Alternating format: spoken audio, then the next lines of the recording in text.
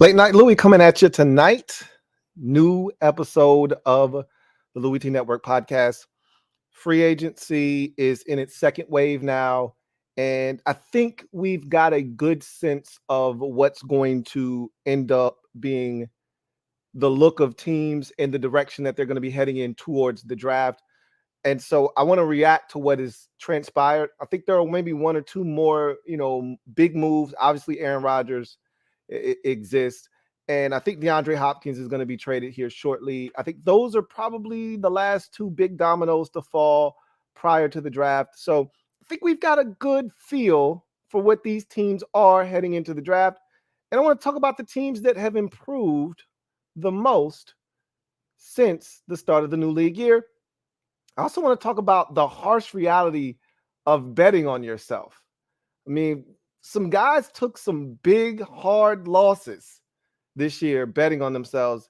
It can be very prosperous and fruitful. It could also be very, very humbling. We'll talk about that and a lot of other topics here on tonight's show on the Louie T Network podcast that starts now.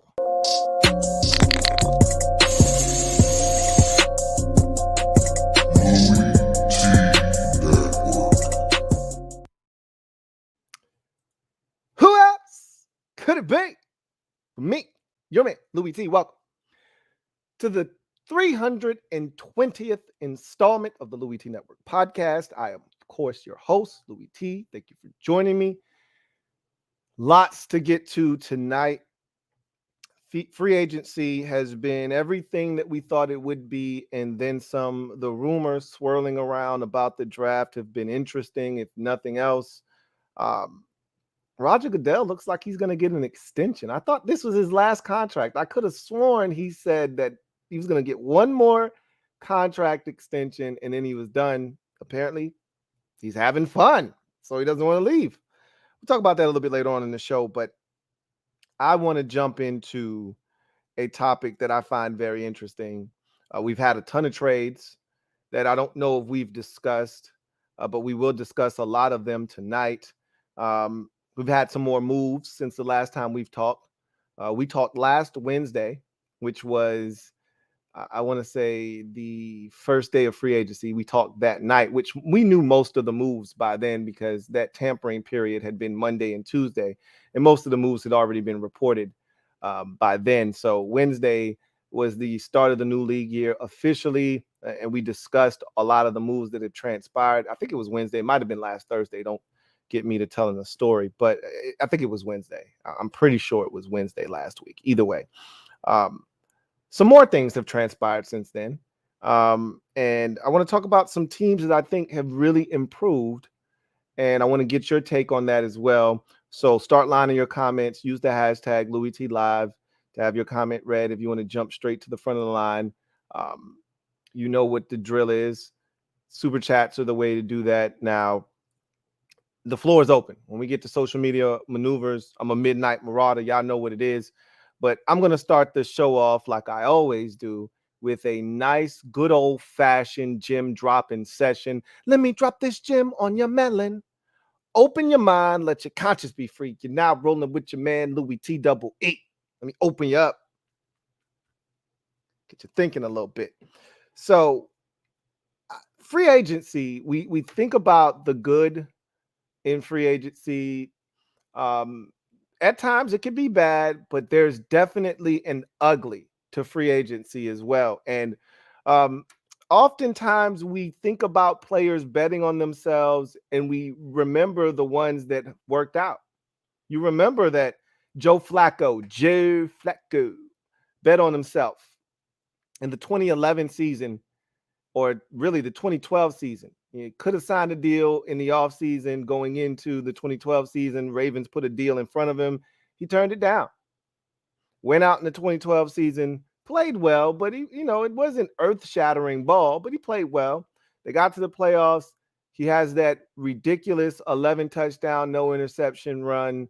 They win the Super Bowl, and the Ravens have to break him off, right? We remember that, betting on himself. How about Kirk Cousins? Bet on himself in Washington after not getting the money that he thought he deserved after the 15 season, realized I probably don't want to be in Washington after that 16 season, continued to bet on himself on the franchise tag, and then got a fully guaranteed contract from the Minnesota Vikings. And really, Kirk has killed it.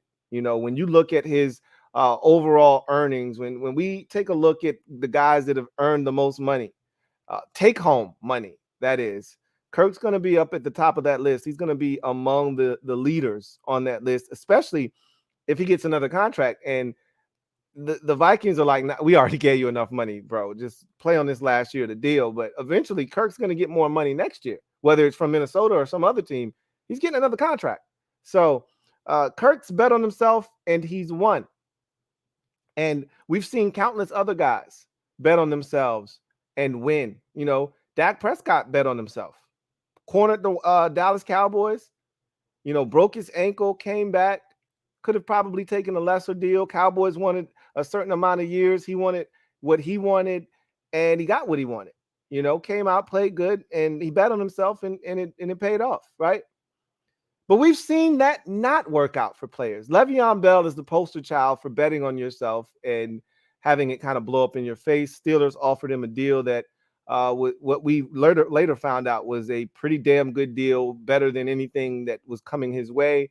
He sat out an entire year, ended up with the Jets, and got a lesser deal than the one he would have signed with the Steelers. And really, his career was never the same. He went to New York. They stunk. Their offensive line was terrible. His career pretty much did a nosedive. Had he stayed with Pittsburgh, who's to say how long his career would have lasted? But that's nor here nor there. You fast forward to free agency this year, and there are a number of guys who either bet on themselves, thinking that there were greener pastures ahead, or they just didn't get the opportunities to maximize their worth during the course of the season. So I want to start with Orlando Brown Jr., the tackle out of Kansas City, who is now a member of the Cincinnati Bengals. The last time we spoke, he was still the biggest fish out there, had not signed a deal. The Chiefs clearly made a beeline to sign Jawan Taylor from the Jacksonville Jaguars. And they made it a point of emphasis to say, hey, we're going to give him your money. Okay, we're not bringing you back. We think you're a good tackle. You want great money. You're a good tackle. And I was having a conversation with a buddy of mine yesterday, and we were talking about how these things work, because Orlando Brown Jawan Taylor got more money in Kansas City than Orlando Brown got in Cincinnati. Like, he literally went from immediately on the high-priced rack in the front of the store, like this is the new hottest item of the spring, to there's a defect on this item. We're going to knock it down to a C grade, throw it in the back of the store, throw a pink tag on it, and let's get it out of here, right? This man was offered a 6-year, $139 million deal last offseason by the Chiefs. He turned that offer down, figuring he could get more money. And I don't know what he was looking at. I don't know if he was looking at Trent Williams bread, if he was looking at, other guys around the league and thinking, I'm just as good, if not better than them, which you're not. And what essentially occurred is the Chiefs franchise tagged him because they didn't want to lose him, right? He did not have a great season last year. My uncle is a Chiefs fan, and he was like, get this guy the hell off of my team. If he was being reasonable, I wouldn't mind re-signing him. But this guy wants too much money, and he's not worth it. He's not that damn good. Clearly, the Chiefs agree. So they made a hard beeline to Jawan Taylor, all right? And Orlando Brown became a free agent. And he was probably thinking to himself, fine, I'll go get my money elsewhere. Remember, 6 years, $139 million is what he turned down in the offseason of 2022, which was last offseason. Received the franchise tag, played under the franchise tag. This man just signed a 4-year, $64 million deal with the Cincinnati Bengals. Let me repeat myself. 4 years, $64 $64 million.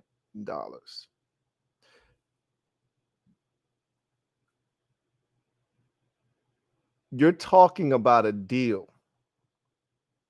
that is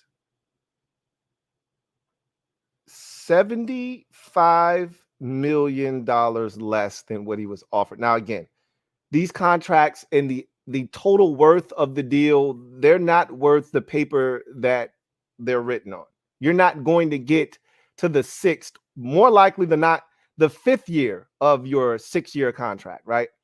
Most of the money that he would have seen in that deal, I would assume, would have come in the first 4 years.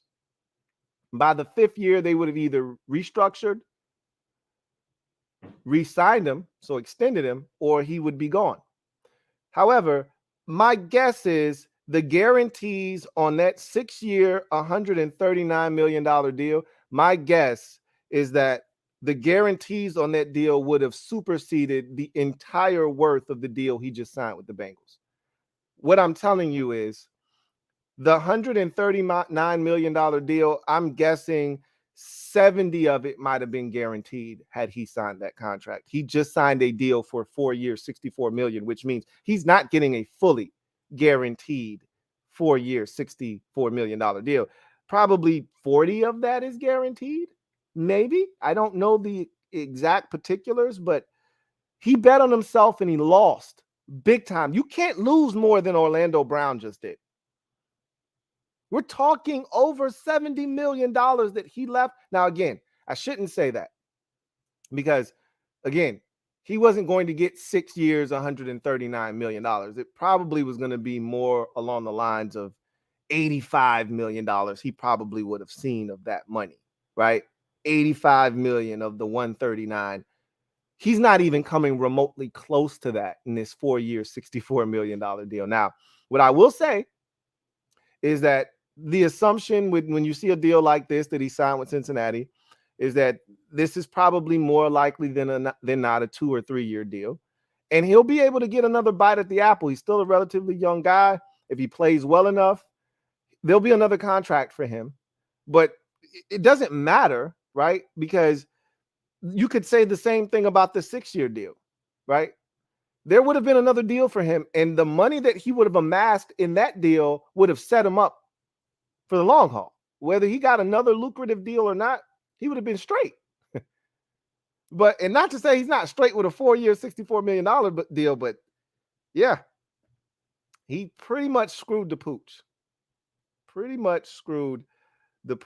So that's a hell of a bet that he made, and he lost. How about Chauncey Gardner Johnson? A lot of fans of other teams watching that play out from the outside looking in thought the Eagles somehow botched this whole situation. But I think this one is on the player. I think this is on Chauncey Gardner Johnson. Now, again, here's the part about this that makes it a bit intriguing. With the Orlando Brown Jr. situation, we know the exact amount of money that was offered and the exact length of the deal that was offered.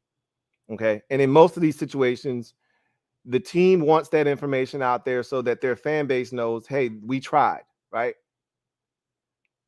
Or if an agent gets fired, they'll put that information out because they've got a brand to protect. So they'll say, hey, I got this man a 3-year, $36 million deal. He turned that down, right? Which we'll talk about a little bit later on. But in Chauncey Gardner Johnson's case, we never actually found out what the amount of money was he was offered because the Eagles could have lowballed him. All we heard is that they offered him a multi-year deal. Now, according to all the reports, it was a 3-year deal. Okay, that's cool. But what if it was a 3-year, $18 million deal, right? What if it was chump change? This man bet on himself. First of all, he forced his way out of New Orleans because he felt like he was being undervalued there, which he was. I thought he was one of the heartbeats of that defense.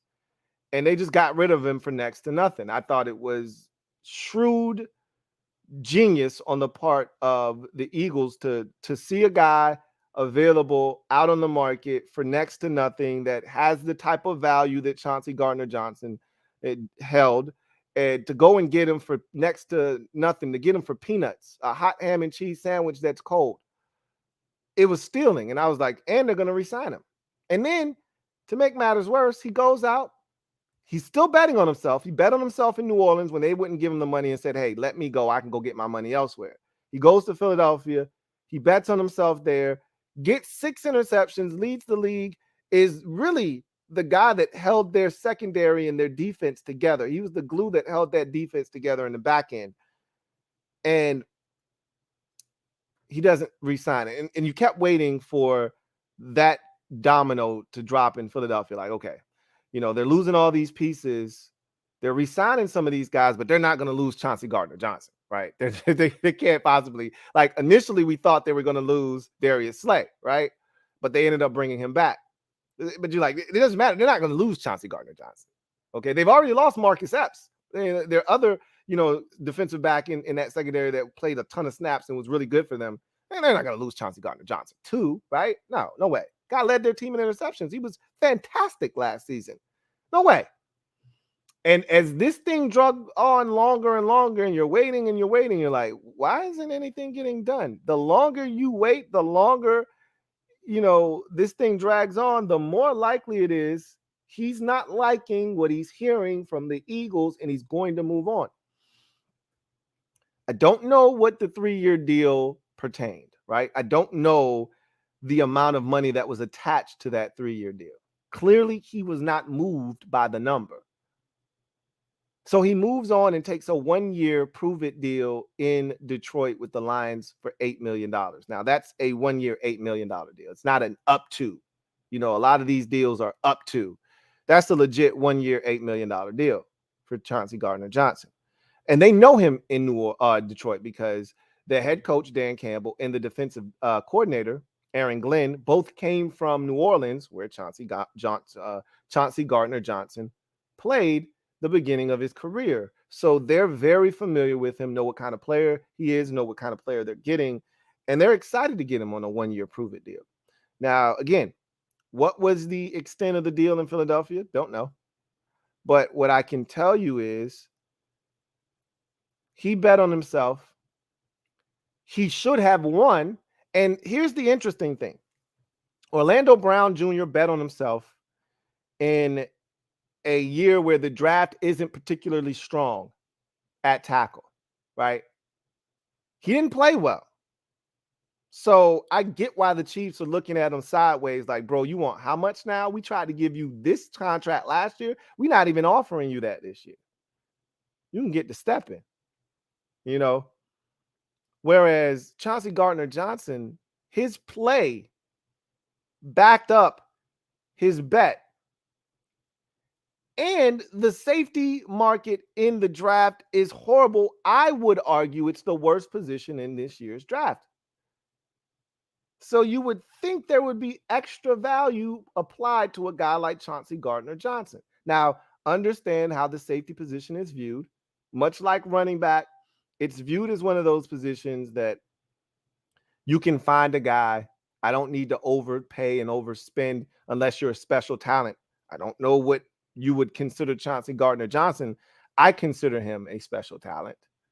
And thus, I thought he would have gotten paid and rewarded handsomely. You can't pay everybody. I'm aware. They decided to pay Slay, and they decided to play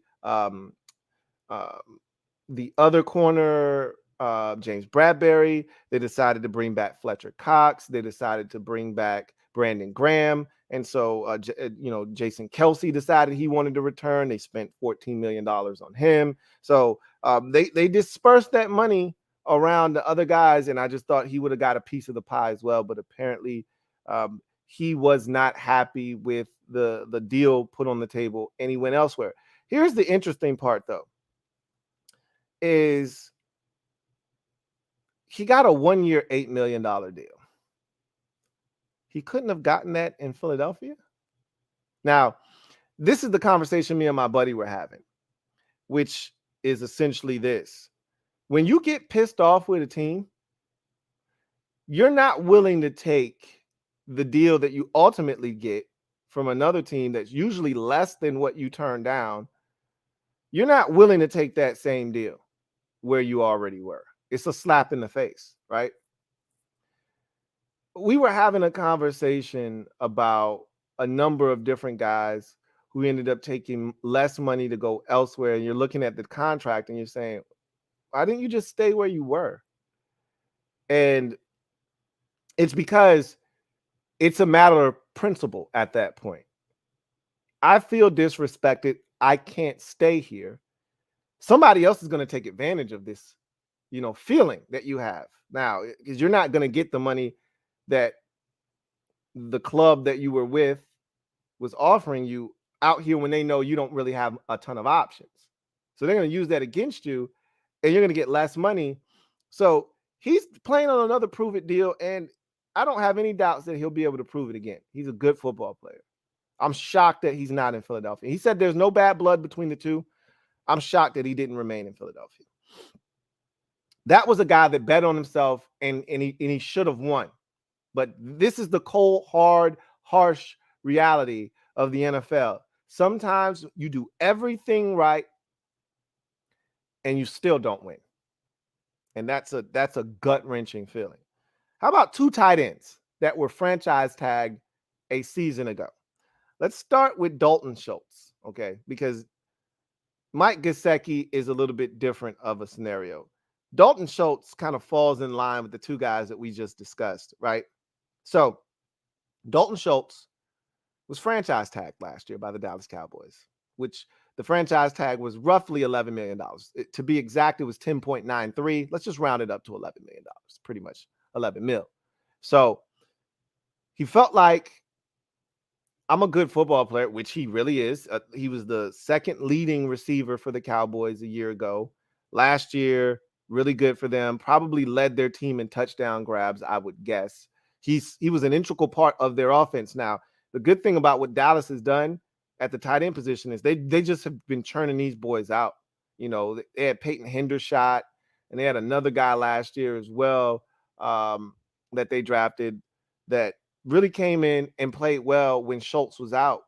And it gave them a glimpse of what they could be without Dalton Schultz. And so they felt comfortable allowing him to move on. But Schultz did get the franchise tag last year.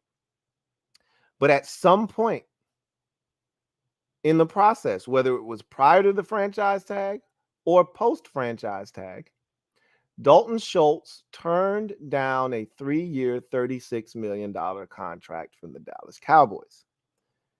He bet on himself. All right. 3 years, $36 million is more than the $11 million franchise tag, which is the aim of a team when you're trying to extend a player or you're trying to get a contract done, is you want your deal to be more than the franchise tag, right? And not by much. Obviously, I just told you the franchise tag last year for the tight end position was $10.93 million. They offered him a AAV of 12, 3 years, $36 million, 12 per, obviously. You're probably not going to see the full 36 mil, but that's a good tight end deal in this league. If your name isn't Travis Kelce, or, Mark Andrews, and I think even Darren Waller probably got a lower market, deal than he probably should have signed. If your name isn't one of those type of guys, that's a good deal, man. $12 million a year for a tight end is a good deal. He turned it down. All right. He turned that down, bet on himself. He played well last year. It's not like he had a Mike Gesicki type season. He played well last year. But Dallas wasn't going to re-sign him. And he couldn't have known this. His agent couldn't have known this. And this is the part that's tough, right? Because in the case of Orlando Brown Jr. and Chauncey Gardner Johnson, those are two, I feel like, depressed draft markets, okay? There's not a ton of star power at tackle in this year's draft, and there's definitely not any star appeal at the safety position in this year's draft. Doesn't mean you can't find good quality football players. It just means it's not loaded with guys who are household names, who are going to probably move the needle. And with the safety position in particular, you're not going to have a first round pick. There's not going to be a guy even in sight of the first round.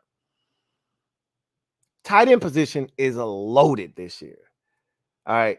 Which is what depressed the tight end market. Why am I going to spend $12, $13 million on you when I can go in the draft and get a guy and his entire deal won't cost me $13 million? You want 13 a year. I can spend a total of $13 million on a first round tight end. If I get one in the second or the third, I'll spend way less than that on the entire deal. Why would I give you $10 million? Why would I do that? Dalton Schultz bet on himself. Didn't have a terrible year. Didn't play as well as he had the year because he didn't stay as healthy as he did in 2021 and 2022. Still had a really good year by tight end standards. And it ended up in a market where the draft is loaded. I told you this. I've been doing this since 2012, breaking down the draft, looking at prospects. 2018, and I could be wrong here, but I feel like 18 was the best year for tight ends that I've had a chance to break down. And I think that was the year with Noah Fant and TJ Hawkinson coming out of Iowa as first round picks. I think that same draft, and I could be wrong, he could have been a year later, but I feel like Dallas Goedert was in that draft. Dawson Knox was in that draft. I thought that was a loaded draft that year at tight end. I know Dawson Knox and TJ Hawkinson and Noah Fant, and all of those guys were in the same draft class. I'm not sure if Dallas Goedert was in there with them. I feel like he was, because that year I felt so strong about the tight end position. Like, hey, there's 7 or 8 guys that are going to turn into really good quality NFL starting tight ends, and 2 or 3 of these guys might turn into stars. Daniel Jeremiah said this is the deepest and most talented group of tight ends he's seen in a decade. So that's the kind of market you're dealing with if you're a guy like Dalton Schultz. You're not getting paid in that type of a market, dude. And so he got a solid deal from the Texans, but it's up to $9 million. I think I saw somewhere that it's like $4.5 million. It could be a little bit more than that, like the base. And with incentives, it could kick up to 9. That's rough. That's rough when you were offered 3 years, $36 million. And last year you played under an $11 million franchise tag. You're not guaranteed to even get the entire $9 million. And depending on how the quarterback situation in Houston goes and how everything shakes out, you don't hit certain escalators, certain milestones, catches, touchdowns, yards, games played. You're not going to even come remotely close to that $9 million. He bet on himself. And in his case, he should have taken the 3-year, $36 million deal. I don't know what he was looking for. I don't know what else he thought he was going to get. That was a good deal. He should have taken it. He didn't. And now he's playing for less than $10 million this year. And then there's Mike Gesicki. $11 million franchise tag last year. Never really received an offer from the Dolphins. And I think they really just wanted him to prove it, because he had a breakout year in his final year of his rookie contract. And so the Dolphins were like, I don't really know. This could be a mirage. I don't trust you. And then they went out and got Tyreek Hill. They went out and got Wilson from the Cowboys. They went out and got all these weapons. They went out and got Trenton Sherfield from the 49ers. And Mike Gesicki was an afterthought in the offense last year, right? He went from a guy that was literally featured the year prior and one of the up-and-coming stars at the tight end position to next to nothing last year. And it really sucked the life out of the momentum that he had going into free agency. He pretty much got the same deal that Dalton Schultz got in Houston. He got it in New England, up to $9 million, but I think it's a base of 4.5. You know, man made $11 million last year. Now, with Gesicki, not really his fault. This wasn't him betting on himself, more so he just didn't get the opportunities. So again, cold world out here in these NFL streets. And you know, one more before I get out of here and switch gears. How about Austin Eckler? You know, Mr. Do-It-All for the Los Angeles Chargers. I remember once upon a time, the disrespect I had for this man was absolutely flagrant and out of bounds. Okay. It's one of the many things I've been extremely wrong about. And I think I've offered up that man at least a bare minimum of 3 double O's. You can barely squeeze one out of me. I had to offer up 3. I was so disrespectful to Austin Eckler. He's been nothing short of fantastic for the Los Angeles Chargers. At times, the only offense that they have, because they don't run the football, okay? They don't run the football. They're one of the worst rushing offenses in the league because they just don't. They rely on 10 to get it done. But part of the reason 10 is able to get it done is because of Austin Eckler. He's a fantasy football dynamo. Guy that catches it out of the backfield a ton, scores a bunch of touchdowns, whether it's on the ground or receiving. He's been one of these guys that's been up around the touchdown, leader board each of the last 3 seasons. And he just wants what he feels like he's worth. He's like, I am severely underpaid. And the Chargers are like, you're probably right. Problem is, you're 27. I don't want to give you a contract because, and this is what happens, is you look at other guys that get the long-term deals and you see what happens to their careers and the trajectory of their careers as running backs. And we know the running back position is no country for old men. We know this. And while Eckler seems to be one of these genetic freaks, we know what kind of condition he keeps his body in. He's got that low center of gravity that usually lends itself to extending your career. Look at a guy like Darren Sproles, right? Played till he was like 36 years old. You don't see that in running backs very often. And when he retired on his own merit. He probably could have played again. Somebody would have given him an opportunity to continue to play. The smaller backs are able to extend their shelf life.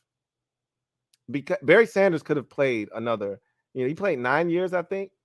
Barry Sanders could have played another 9 years if he wanted to. He didn't want to. Lower center of gravity. You don't get, big hits on smaller backs a lot of times. I always think about a guy like Warrick Dunn. I never saw Warrick Dunn squared up. You never got a clean shot on Warrick Dunn.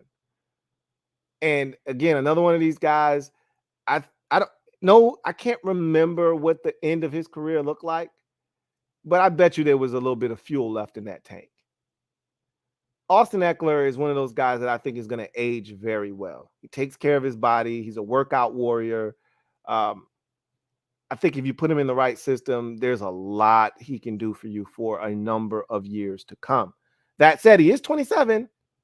And when you look at guys like Zeke Elliott and Todd Gurley and some of these guys that have gotten these lucrative deals at the running back position and what happened to them 1 or 2 years into that long-term deal that they signed, it gives you pause. Now, again, those are different backs. They had more mileage on them. They did everything. They ran, they caught.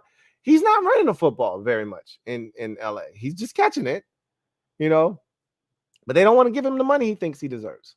So he asked to be allowed to seek a trade. They said, hey, you've got permission. Go right ahead, knock yourself out. But what he's finding is that everybody else is kind of saying the same thing that the Chargers are saying to him.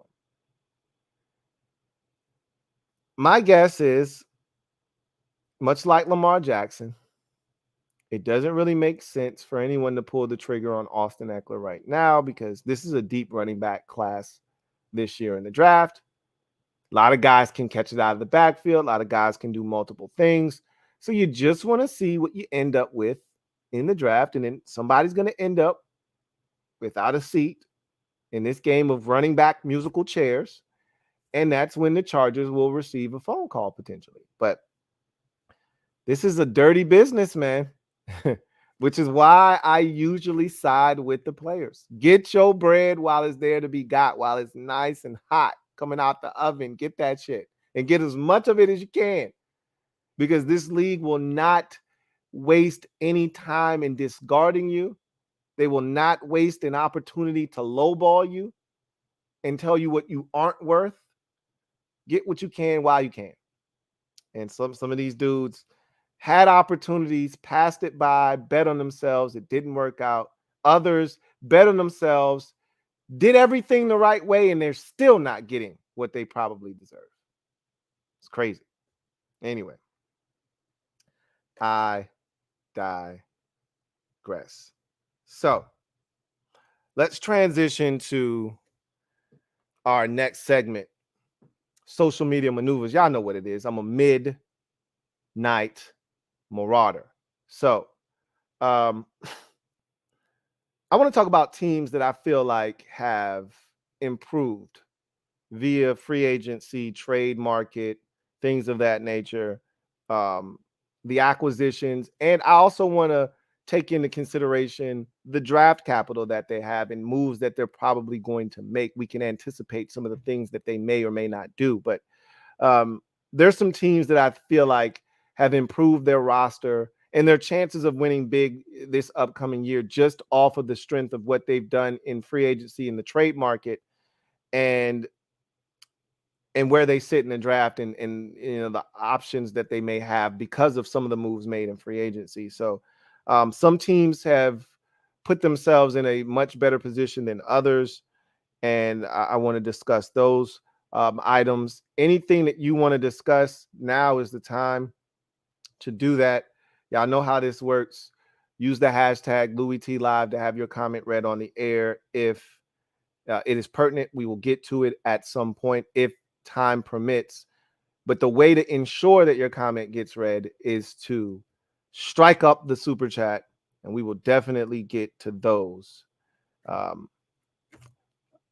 after I knock this out real quick. So I just want to run through some teams that for me have really, for all intents and purposes, I felt like had a strong offseason. So I broke it into categories, right? So right now I've got the clear winners, and then I've got the honorable mentions. Okay.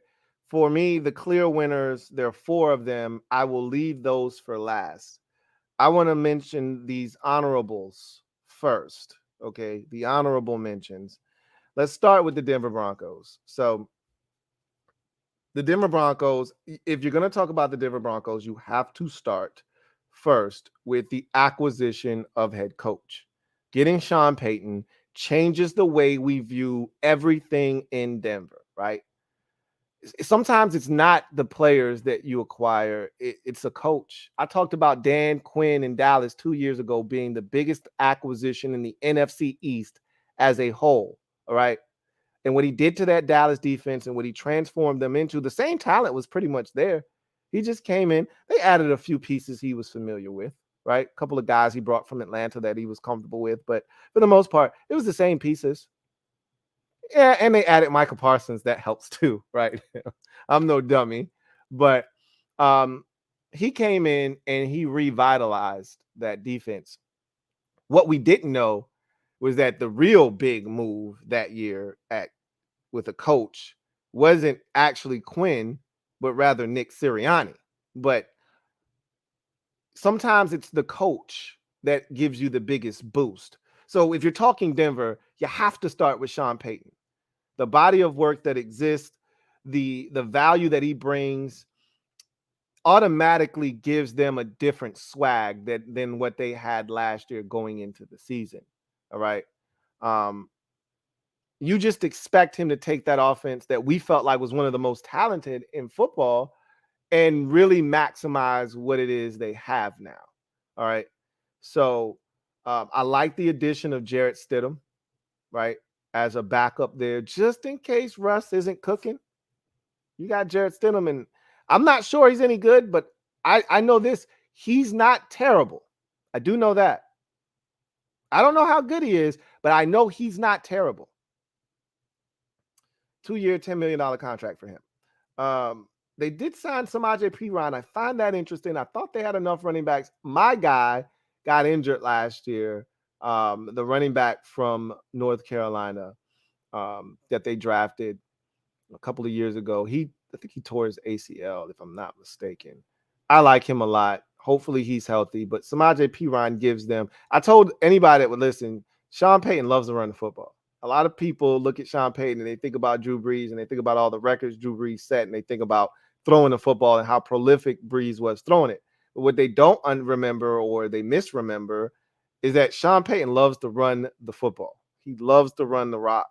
So Samaje Perine is a nice signing there. One of the biggest things that the Denver Broncos needed to do was shore up their offensive line. There's no secret. They needed to be better up front. So they went out and got Ben Powers. They went out and got Mike McGlinchey. And I think the signing that ultimately is going to make the biggest difference defensively for them is the signing of Zach Allen, who I absolutely love and think he is a budding star. He got to learn from his idol, J.J. Watt, last year in Arizona, or really the last 2 years in Arizona. And you started to see it show. He started to come on like gangbusters last year, had a career high in sacks, and I think he's going to go to Denver and he's going to eat good over there. So I thought they had a really good offseason, did the Denver Broncos. They've improved their roster. And again, nothing trumps the move to bring in Sean Payton. The Broncos are an honorable mention for me. How about the Houston Texans? I still don't love what they're doing. But here's the thing that I do love. I love that they have a new head coach that's going to come in there with a bunch of juice and energy. It's the third year that they've got a brand new head coach, which isn't a good thing, but it's the third straight brother that they've hired, which is a good thing because brothers is out here getting paid. You know, they still paying my man from 2 years ago, right? They still paying Lovey from last year, right? So they got a bunch of brothers on payroll. I love it. Get your money, man. And now they went out here and they got a former player who is beloved there as their head coach, the former defensive coordinator of the San Francisco 49ers, DeMeco Ryans. And so he's going to come in there. And again, we know he's coming with juice. We know he's coming with energy. All right. I want to see the vision that he has for being a head coach. We know what he was as a defensive coordinator. But here's the thing you got to love. DeMeco Ryans is the head coach, and they got the number 2 overall pick in the draft. They're going to solve their quarterback position this year, whether it's CJ Stroud or it's the Alabama quarterback. They are going to solve their quarterback position, okay? One or the other. Miss me with the Anthony Richardson discussion. He's not infiltrating the top 2. Neither is Will Levis, okay? They're going to fix their quarterback position, which is why they just signed Laramie Tunzel to this massive deal, right? Because they need to protect their investment. All right. I love getting Dalton Schultz on a 1-year deal. You know, he's a quarterback's best friend. You get a good tight end, and that does wonders for a young quarterback, especially. I really like the Robert Woods signing. All right. They need a number 1 now that there's no more Brandon Cooks. And this isn't a great draft to find you a number 1, but it doesn't mean you can't find you a number 1 wide receiver. I think the Texans, if I'm not mistaken, have 2 first rounders. Yep. They've got number 2 and number 12. So you could theoretically take your quarterback at 2. I think it's going to be the Alabama product. Okay. And then at 12, you can get a receiver to pair with him. All right. Now, whether that's the USC receiver, Jordan Addison, the TCU wide receiver, Johnston, you're going to have an opportunity to take your quarterback and marry him with a receiver And then you got Robert Woods, who I think is the quintessential number 2 in this league. He's exactly what you're looking for as a number 2. They still got some young boys that they've drafted. Don't forget the Alabama receiver that they drafted last year that ended up with cancer. He should be back this year, right? So they got some stuff in Houston. Now you add Robert Woods to that mix. I like the signing of Devin Singletary, Motor Singletary coming over from Buffalo. Like, these are some nice little quiet, don't tell nobody type of signings. They stay in these 1 year, it's almost like they don't expect to be there long. So like they just keep doing these 1 year deals. I'd like to see them commit. And then Jimmy Ward coming over from San Francisco. That's a comfort signing. Hey, I just need a guy that I trust is going to help me implement my defense, show these guys what I'm looking for, what kind of effort is required to be successful in my defense, because they've got some young boys in that secondary that I really like. We talked about it. They drafted 2 last year, one in the first round, one in the second round. So you add a veteran into that mix, they could really turn into a good defense. Just like that, if they can find a way to get to the quarterback. They had some old dogs that still were hunting last year. Mainly my man from Buffalo, Jerry Hughes. He was still hunting, man. Jerry was still out there hunting last year. So I don't know if Jerry's still on the roster or not, but I like what the Texans did enough to give them an honorable mention. And don't forget Case Keenum as well. Whomever is at quarterback, right? They're going to have a veteran there to mentor that young quarterback in Case Keenum. So I like that move as well. And then you go to the Seattle Seahawks. So I really like what the Seahawks did in free agency.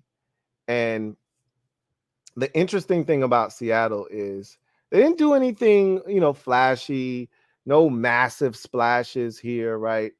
They re-signed Drew Lock. Okay, cool. He didn't have to play last year. Geno Smith is back. Geno. Oh, Geno. Good for Geno, man. I'm happy for Geno, right? But it's the rest of these moves that are, really quality moves, right? So first, Evan Brown, center guard combo out of Detroit. Love him. Hug him. Like, that's a guy that I targeted in free agency for my favorite team. He's the kind of guy that I was looking for. That's a good deal right there. I mean, a good guy to add to your offensive line. Remember, they drafted 2 tackles and hit on both of them last year. So now you get the interior of this line cleaned up and you have something. Not to mention, you got a stud running back. You got 2 really good receivers. You're hoping to be able to add another one to the mix at some point.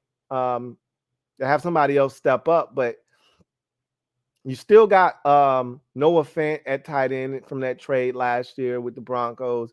You got stuff, man. Plenty of it. Draymond Jones, I thought was a nice signing. So the big problem with Seattle last year was their defense. It wasn't their offense. They were scoring with anybody at one point. They cooled off considerably as the season wore on, and towards the tail end, they were struggling offensively. They weren't the same offense. But early in the season, kind of like when they were sneaking up on there, man, they were putting up points on everybody. They went to Detroit and put up 45 on their skull, right? Was it 48? I think it was 48-45 that game was. Like, they were scoring the football. Were the Seahawks. They couldn't stop anybody, though. That same Detroit game, they gave up 45, though. They scored 48, so they won, but they gave up 45. And I think there was maybe a pick 6 or 2 on both sides, one side, or whatever the case may be. Still, you can score on Seattle. Remember the playoff game? I think that game was 17-16 or something like that.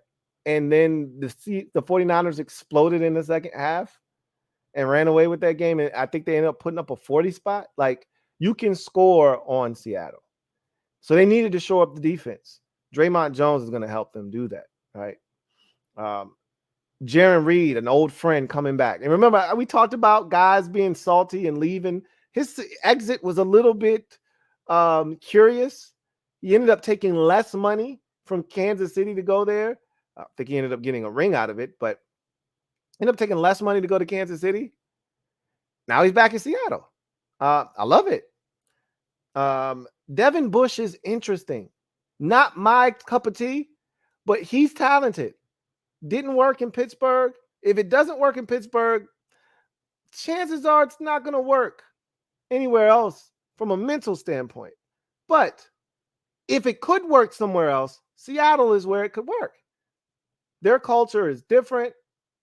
They let guys be who they are. Maybe that was part of the problem with Devin Bush in Pittsburgh. I don't know. I know he didn't play to the standard that they thought they were getting when they traded up to number 10 overall to select him. That's an interesting spot for him. I don't hate that move. He could actually be really good for them. And then Julian Love, you've got a young secondary with talented players. You had some young boys step up for you last year at the cornerback position. Add a veteran in there like Julian Love now all of a sudden, and it's a good mix. I thought they had a really solid moves. And then you look at Seattle sitting there with the number 5 overall pick in the draft as well. So, and the 20th pick too. So they've got 2 first rounders just like Houston does. So don't discount the draft capital that the Seahawks have in addition to some of the moves made. I just like where they sit. They can do pretty much whatever they like at 5. They could draft Anthony Richardson and put him on ice. You heard Geno Smith at his presser after getting his deal. I'll mentor whomever they want me to. They bring a young boy in here. I put my arm around him and show him the ropes. That means they had a conversation with Geno like, hey, there's a chance that, we could be bringing a young fella in here, man. And he's like, I'm all with it. Y'all just broke me off and y'all just made my career. You validated my career and you just made me a millionaire in a manner that will allow me to provide for my family for generations, bro. I will do whatever the hell you want me to do. So they won't be getting their hands on Bryce Young. They won't be getting their hands on CJ Stroud. But Will Levis could fall in their lap. Who's to say? I highly doubt that. But you never know. Either way, they could do whatever they want at 5. Whatever they want. They could get an edge rusher at 5. They probably need one. They could get a defensive tackle. They went out and got 2 guys on the D-line. I don't expect them to spend anything on D-line from a draft standpoint. I think edge rusher is what they truly need out there. You can do that right at 5. So they're in a good spot. Are the Seattle Seahawks. Another honorable mention, the New Orleans Saints. So the Saints, first thing you got to look at with them is Derek Carr.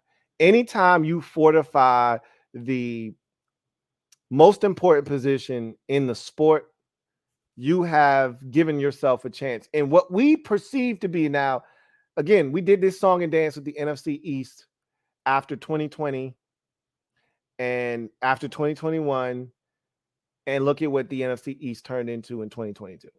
So I don't want to condemn the NFC South, but they were horrible. They were putrid last year, okay? I don't see that division just jumping up and all of a sudden being the best in football. They just don't have the quarterback firepower in that division. And thus, the Saints all of a sudden might have the best quarterback in the division. Atlanta's trying to figure out what they have in Desmond Ridder. The Bucs are taking a chance on Baker Mayfield. And the Panthers are going to draft their quarterback of the future at number 1 overall. You've got the most established and the best quarterback going into the 2022 season. You've got the best defense in that division. That should be enough to get you where you ultimately want to go. Alvin Kamara is going to be suspended this year. I believe I'm going to say 6 games. We'll see what happens with this situation. He pleaded not guilty, so he's going to try to fight this thing. It's hard to fight video evidence, but we'll see what happens. Nonetheless, there's talent in New Orleans. There's a quarterback in New Orleans. There's a chance in New Orleans. So I love the Derek Carr move. I love Jamal Williams coming on board. It gives them an identity offensively. Like, they want to run the football in New Orleans.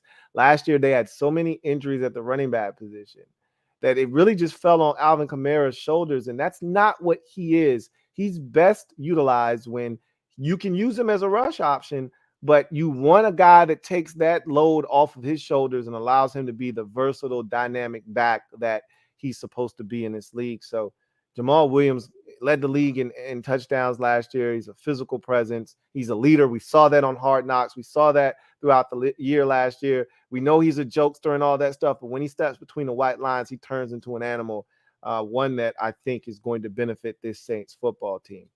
Jawan Johnson is back at the tight end position. Love him. And then they just made a bunch of other little moves. But the big one here is obviously Derek Carr. In a division where there aren't any quarterbacks of note, Derek Carr coming on board, I think, changes the fortunes of this Saints football team. And it gives them a legitimate shot to not only win that division in the NFC that I've talked about, wide ass open right now. We talked about the quarterbacks in this conference. Right now, it's Jalen Hurts, Matthew Stafford, Kirk Cousins, Dak Prescott, and I may be forgetting one quarterback. Like, there's not a lot of guys, okay?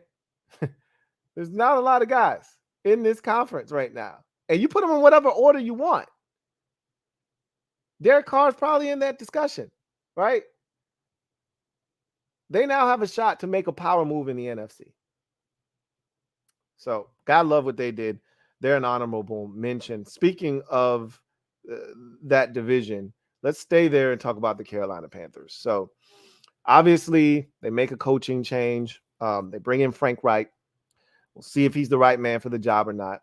Thought he kind of got screwed in Indy, and so I like the fact that he's getting another opportunity. They bring in Andy Dalton. Same thing the Texans did by bringing on board the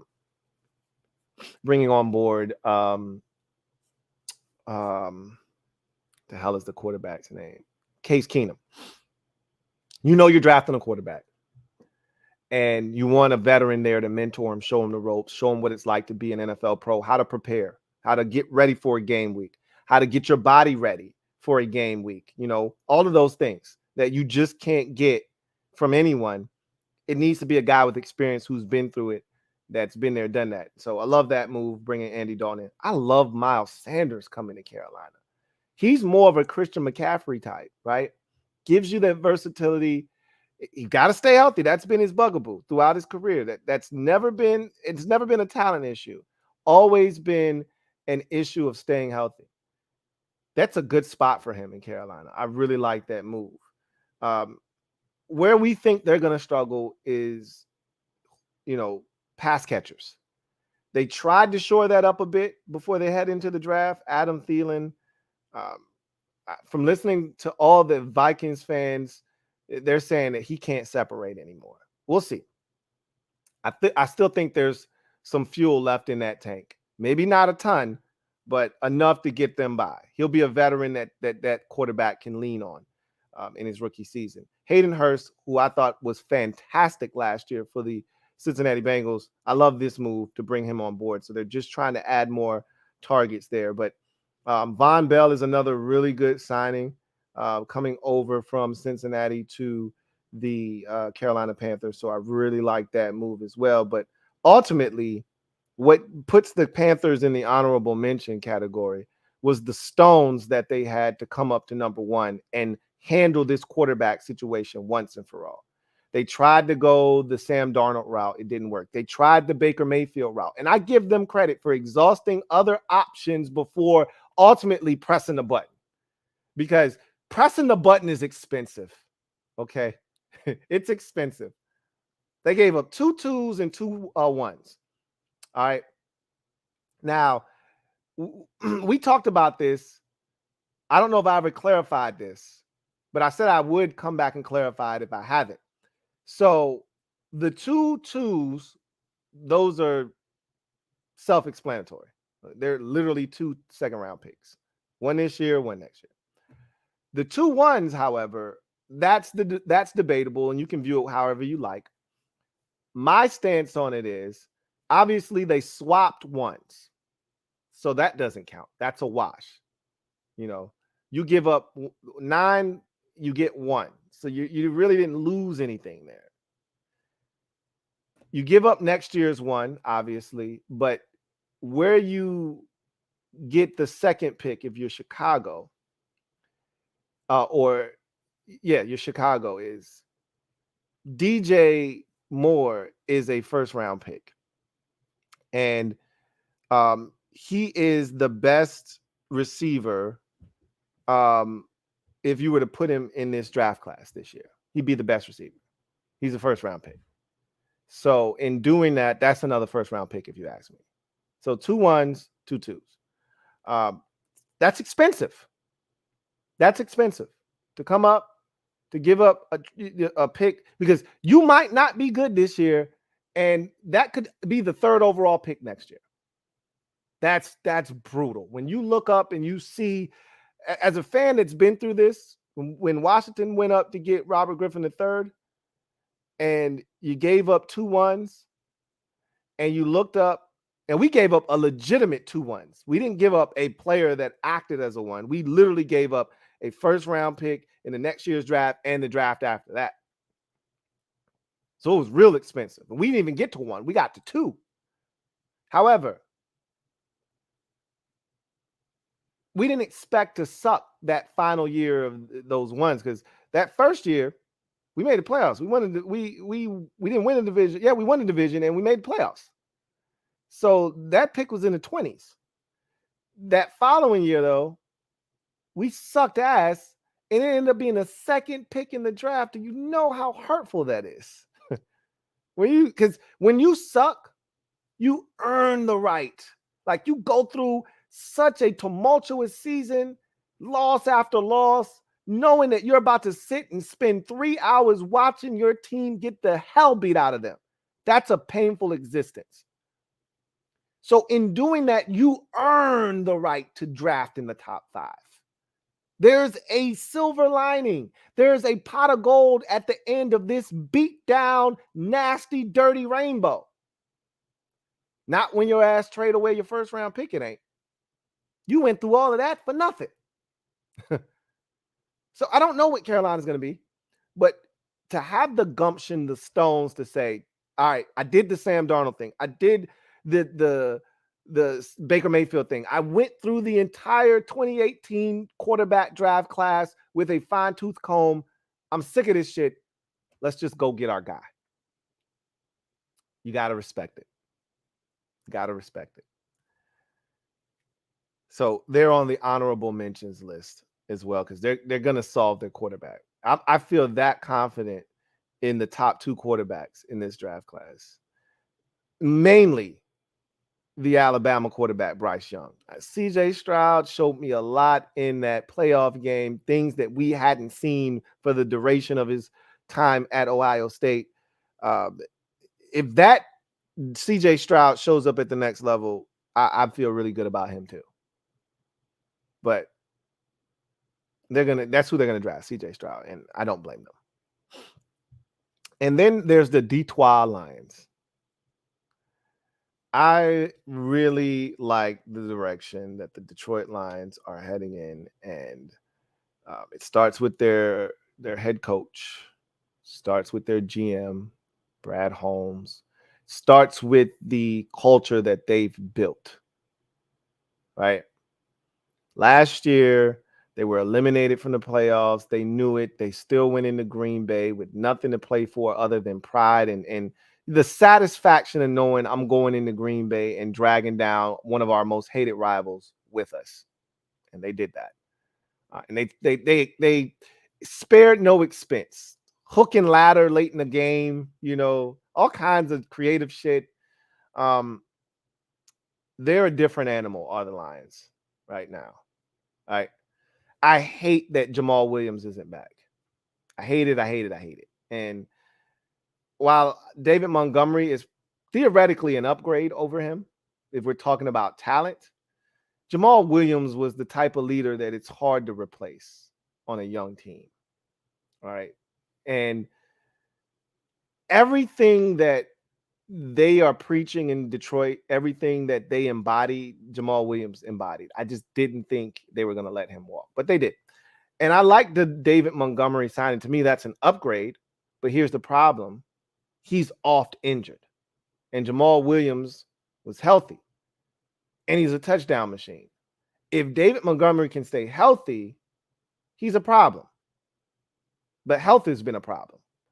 But I like the move, right? It offsets the loss of Jamal Williams. Chauncey Gardner Johnson is a big one for me. I just love that move, what he's going to bring to the table. I think I said $8 million fully guaranteed, 6.5 fully guaranteed.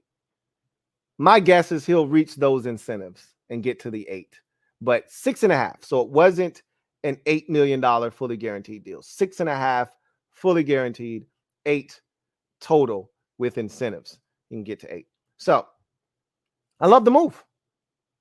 That's, to me, the same way I felt about the Eagles trading for him last year is what I feel about the Lions getting their hands on him on a 1-year, $6.5 million deal that can get to 8. It's thievery. They're stealing. This is one of the best safeties in the league, and you're getting him on a cheap, reduced deal. You got this at the back of the store with a pink tag on it. How? I don't know. There's no defect here. There's no defect here. Somehow, some way, the store just wanted this gone. They need the space, and so they threw it on the clearance rack. Well, that's gone immediately. It's a hell of a move. And then what I also love about this offseason is the focus on the secondary, because that was a problem. It was so good to see Jeff Okudah step up and play the way that he did. 1, stay healthy, but 2, play the way that they thought he would when they spent a top 5 draft pick on him. They didn't have anything opposite of him last year. And I just love the fact that they went out and signed Cam Sutton and Emmanuel Mosley. Mosley is going to, I think, be more of a depth piece, but I like him too. But Cam Sutton is the one that I think is going to help really change that defense. Those are 2 really good signings, depth purposes in that secondary, along with Chauncey Gardner Johnson. I really think that they got better on the one side of the ball where they were struck, because offensively, they're loaded, man. They got some stuff offensively. Not to mention, they really never got to see what Williams was going to be. They got a little snippet of him last year, but you add him into the mix at receiver with what they already have, the Lions are in really good shape. So I'll throw them in the mix as an honorable mention. So now we get to the teams that I think have truly upgraded their roster, put themselves in a position to maybe do something big this year. And obviously, the draft is also going to come into play. So you have to take that into consideration as well. But some of the moves made give them an opportunity to play at a high level this year. So we're going to start with the Miami Dolphins. First thing that I loved about the Dolphins, and what you have to keep in mind with the Dolphins is offensively, they were dominant for a stretch there. Injuries really hurt them, specifically Tua getting hurt, really put a damper on what was one of the most explosive and dynamic offenses in the league, right? When healthy, they were a problem. So there's not really much that they need to do on that side of the ball. Obviously, there's no more Mike Gesicki. This is a loaded tight end draft. They already had a bunch of tight ends to begin with. Hell, they even traded Hunter Long, right? Moved on from Gesicki, traded Hunter Long, and they still could draft a guy and be fine, right? Not even worried about tight end on their team. They re-signed every single running back that they had pretty much last year, so they're not worried about running back. We know what they have at receiver, so they're good, right? On offense, it's the defensive side that worries you, and then it was backup quarterback. If they had Mike White, who they just signed to a 2-year deal, I can't think of a better place for Mike White to land, first and foremost. But had they had a guy like Mike White backing up Tua last year, they beat the Bills in Buffalo in Wild Card weekend. I mean, we could debate this till the cows come home, but they had the Bills on the ropes with a fourth string. What were we on? Third string quarterback? Third string, right? I don't want to over exaggerate here. I think it was the third string quarterback. I can't even remember his name. And they had the Bills on the ropes in that game. Mike White is a difference maker at quarterback as a backup. And with Tua's situation, he's probably going to play. That's a good spot for him. That's a great signing there. He was to me, one of the better backup quarterbacks available in free agency this year, and he couldn't land it in a better spot. Like I said, they re-signed just about every running back they had on the roster: Myles Gaskin, Raheem Mostert, Jeff Wilson. So those are guys that their head coach Mike McDaniel is comfortable with. Makes sense. I love the Braxton Berrios signing. I told you, there's nobody eyeballing your stuff harder than teams in the division. They see these players, they know what their value is, and there's nothing like a double whammy. Weaken your roster, strengthen mine all at the same time, and getting Braxton Berrios there gives them a special teams guy, and also a slot receiver. So that helps their offense. I love the signing. You guys know how I felt about David Long at the linebacker position. Excellent addition to their defense. He's a starting Mike in this league, and I really think that he's going to upgrade their defense significantly. And then there's the trade for Jalen Ramsey. We have not talked about this. Last time we spoke, I said Ramsey's going to be traded. It's not a matter of if he's going to be traded. It's when and where. And not too far thereafter, he got traded to the Miami Dolphins. Third round pick and Hunter Long is all it took. And I told you, he's coming off of a down year, which is why the value isn't as great. And so a third rounder for a guy that we still think can play at what level is debatable. Is he still that guy? You ask Ramsey and he'll tell you, oh, yeah, you damn right I'm still that guy. We'll see. Usually the player's the last one to know. So we'll find out if he's still that guy or not. He got cooked last year. There's no ifs, ands, or buts about it. It was a lot of looking around last year after dudes were scoring touchdowns. I thought you had my back. And the safety's like, I thought you were Jalen Ramsey. You didn't need my help. Hey, bro, what's going on? Don't look at me. He cooked your ass, not me. We'll see if he can get that swag back. Ramsey's already talking that talk. He's like, hey, we got the best corner tandem in the league. I think the Eagles would have something to say about that. But, I mean, if you get into Jalen Ramsey that we come to know and love, and I don't necessarily love how he was utilized last year. If you're getting to Jalen Ramsey of old, I'll take my chances with the Dolphins with Xavier Howard and Jalen Ramsey. But if not, I'll take the duo in Philadelphia. They're pretty damn good as well. Anyway, you add Ramsey, you add David Long on the defensive side of the football. You add Mike White, Braxton Berrios. You bring back your running backs. I think this is a really good move and a Dolphins team that I think is ready to compete at a high level if healthy. So, like what the Dolphins did, I think they got exponentially better. And I put them in a position to compete with the Bills for the AFC East crown and maybe to make a little bit of noise in that conference as well. They're not to be slept on. Let's travel to the NFC East. There's some teams doing some work here. Let's start with the Dallas Cowboys. You bring back Cooper Rush. That's huge because, as we saw last year, Dak can go down at any time. And Cooper Rush, by no means, is a needle mover per se. But what he does do is he comes in and he stabilizes the offense. All right. He comes in, he does his job, nothing more, nothing less. He knows there's a good defense, there's a quality run game. Turn around, hand it off, make timely throws, and let the defense do what they need to do to win you some football games. That's what he did against the Giants last year. That's what he did against the Rams last year. That's what he did against the Bengals last year. Okay. So he knows how to get it done. That's a good move to bring him back. I love these trades that they've made. What they've essentially said is that we're going for it. They're trying to win a chip because they went out and they got old.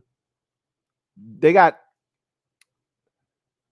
don't want to call them old retirement home players This isn't like what the Eagles did last year with Ndamukong Suh and Linval Joseph, because they're not that old. But these are some old, dirt bags here that they went out and got.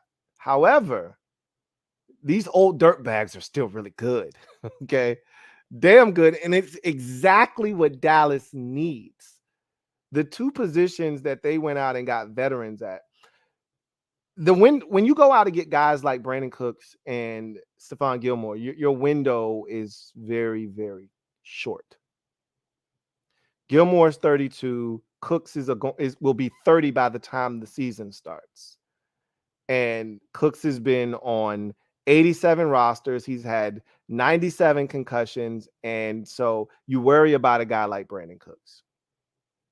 Gilmore had a bounce back year last year, but he's 32. It could happen just like that. And we talked about the running back position being no country for old men. The cornerback position is no country for old men. All right. Because again, you don't have a step to give if you're Stephon Gilmore. You never did. Okay. So once that step goes, lights out, baby. But it ain't gone yet. So it's a great move. And to only give up a 5th rounder in each situation, they gave up a 5th and a 6th in the Cooks trade and just a 5th compensatory pick for the Gilmore trade. Like, they didn't give up much. They didn't give up much to get 2 guys that are going to come in and help right away. You don't have to worry about these as young boys. What are they going to do? These guys are coming in. That's why I said they're essentially pushing their chips to the center of the table. Like, hey, if we're going to win something, it's got to be now. Similar to what the Eagles did last year, right? Eagles went in, brought a bunch of veterans in, brought a bunch of guys in, 1-year deals. Like, hey, we're going to go for it. We're going to swing for the fences. And they hit right off the top of the wall. Almost hit that yellow line that would have signified a home run. Hit right below that line, bounced off, ended up with a triple. Tried to make it in the Parker, got gunned at the plate. Cowboys are swinging for the fences as well. Will they come as close as the Eagles did last year? I don't know. But I like the signing of Ronald Jones. We know they franchise tagged Tony Pollard. They released Ezekiel Elliott. So what the signing of Ronald Jones essentially does for you is it doesn't rule you out of taking Bijan Robinson in the first round. Cowboys sit at number 26. It doesn't rule you out of doing that. But you don't have to have him now. If you didn't take Ronald Jones, if you didn't sign Ronald Jones, you didn't have to have Bijan Robinson, but you were going to have to do something. They still probably need to do something at running back. But it doesn't have to be in the first round. They can address a different need in the first round now. So we'll see what happens there. But I like the move of signing Ronald Jones. He's a young guy that still can play some football for someone and help. And then I love Donovan Wilson. They brought him back. Dante Fowler Jr. back on a 1-year deal. It's just the Gilmore and Cooks is what pushed them over the top. Because after CeeDee Lamb, they had nothing at receiver last year. Nobody. Nothing. And I think they will get back the Michael Gallup that they had prior to the injury. Again, these things are fluid. When guys get injured and have major knee surgery, you can't expect them to be back to their normal selves that first year. And so they saw that. I think he'll be much better next year. But even if he isn't, they got Brandon Cooks now. So, and they didn't have anybody opposite of Trayvon Diggs. They actually had a corner playing really well, and then he got hurt. And then it was back to Anthony Brown. And that's nasty. You don't have to worry about that now with Stephon Gilmore. So, excuse me, like what the Cowboys did there. Then there's the Giants. How can you not like with the New York Giants? This is what I was afraid of. Honestly speaking, when the Giants reshuffled their front office and literally blew it up and started over with pretty much the Buffalo Bills brass, I said, uh-oh, they're going to turn this thing around. Did I expect them to turn it around in year one? Hell no. That's what made it even scarier. Is like they're doing this with nothing but Saquon Barkley, a revitalized Daniel Jones, and a quality defense. Literally. That's what they did it with last year. And now they're adding to it. And they're adding to it with good signings, with young football players that are going to come in here and help. And I don't like it at all. So obviously you get Daniel Jones back. They had a gun to their head. What were they going to do? 4 years, $160 million, additional $35 million in incentives. So this thing can get up to 195 when it's all said and done. They had to do that because they wanted to keep Saquon for at least an additional year. And they needed to use the franchise tag to do it. So keeping those two intact was a must for them this offseason. You don't want to go into the quarterback wilderness. Those streets are cold, dark, and unsafe. So they avoid that. Paris Campbell is a quiet, unheralded signing, but if you're paying close enough attention, if this young fella is healthy, he could do wonders for this Giants offense. One of the things that the Giants really lacked outside of Slayton was speed. Nobody threatened you. Wan'Dale Robinson was supposed to be a guy with some quickness and maybe a little bit of speed. He ended up getting hurt. They traded away Kadarius Toney. They had no speed. You weren't worried about them challenging you vertically, and thus it was easy to defend them. Now they have Paris Campbell, certified burner. They brought back Darius Slayton. He can run. They're going to get Wan'Dale Robinson back at some point. He can run. They bring back Sterling Shepard. I just knew the Sterling Shepard when he got injured last year that was the last time he would don a Giants jersey. Clearly, he wanted to come back. They wanted him back. He's back on a 1-year deal. We'll see if it works out. But those are all great moves, but they pale in comparison to Darren Waller being traded for. And all it took was a 3rd-round pick. Are you kidding me? Darren Waller is, when healthy, and he was not healthy last year, and I think there was some extra stuff, some extracurriculars going on in Vegas last year with him. I don't think he got along with Josh McDaniels.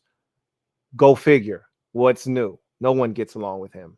However, getting out of there and getting to New York with a team that loves to throw the football to the tight end, Waller is a mismatch nightmare. He is in a great spot, and I think he could be what ultimately tips the balance of the scales in the Giants' favor offensively this year in a bunch of games. He's that good. And he just signed an extension last year. So they got him under contract, I think, for the next 2-3 years minimum before they maybe have to start talking about ripping that one up and giving him some new money. So that's a hell of a move. It really, truly is. Bobby Okereke, damn, I love him. Loved him in Indianapolis. They get him on a 4-year, $40 million contract. I think that's an awesome move on the defensive side of football. And then a quiet move no one's talking about is Raheem Nunez-Roches from Tampa. He's a really good defensive lineman as well. Very active, plays on the other side of the line of scrimmage. Reminds me a lot of Ricky Jean-Francois. The Giants have had a stellar offseason. And keep in mind, this was a playoff team last year. They were a playoff team last year with no talent on the offensive side of the football. They've upgraded the offense. They've upgraded the defense. Look out for the New York Giants. And they still have the draft. So, and then there's the Chicago Bears. The Bears. The Bears, to me, they were supposed to do what they did this year in free agency because of the amount of money that they had available. And somehow, I still don't know how they did this. Somehow, they got the number 1 overall pick. I still don't know how they managed to do that. It is mind-boggling, but somehow, some way, they ended up with the number 1 overall pick. And so it enhanced their offseason even more so than it already was going to be, going in with over $100 million in cap space. Going out, trading away the number 1 overall pick, which we knew they were going to do. They weren't going to take a quarterback. They weren't going to trade Justin Fields. Fields showed them enough last year as a playmaker. I still think he needs to develop as a passer. They did him no favors there. They needed to enhance the offensive line last year. They did him no favors there. So just off of the strength of him being able to show the playmaking ability with nothing really around him, gave them the confidence that if we surround them with talent, which they started the process of doing last year when they traded a second-round pick for Chase Claypool, they put themselves in a position to gain draft capital. And we did not know at the time, but we later found out, and a number 1 wide receiver, all in the process, right? So let's talk about the Bears offseason. We know about the draft capital. They sit at number 9. All right, they've got like 2 or 3 picks in the second round. So I think they are at number 9 in the first round. They've got, so I think they traded away the 33rd pick or whatever in the draft. 32nd, I think it would have been first pick in the second round. I think that's the Steelers pick now. But they have the Ravens second round pick. They have the 49ers second round pick. And they have, I think, a second from this deal with the Panthers. So they've got 3 second rounders, a first. And so you got 4 picks in the first, I think, 61 selections, if I'm not mistaken. So they're sitting pretty, are the Bears, right? And you got DJ Moore. So now you've got DJ Moore, Chase Claypool, and Darnell Mooney. That's a formidable group of receivers. And if you'd like, you can add another one. You don't have to be done. You can add another one. So just that alone, you got to feel damn good about it, right? So they add PJ Walker to back up Justin Fields. I don't know how I feel about that. Walker's an athlete. He showed a little something in Carolina. I guess I'm okay with it. I would have preferred them go get, say, a Marcus Mariota, but PJ Walker's fine. All right, let's not argue over the backup quarterback. Deontay Foreman to come in and replace what you're going to lose with David Montgomery moving on. It's a solid signing. Foreman was really good with the Panthers last year. He was really solid the year before with the Titans. So I don't have a problem with it.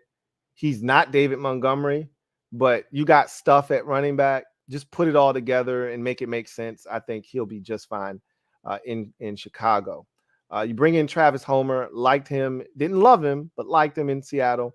That's fine there. DJ Moore obviously is the big catch of the offseason for the Bears, along with all the draft capital that they got from moving the number 1 overall pick. And keep in mind, they're still at number 9, so they're going to get a top 10 pick.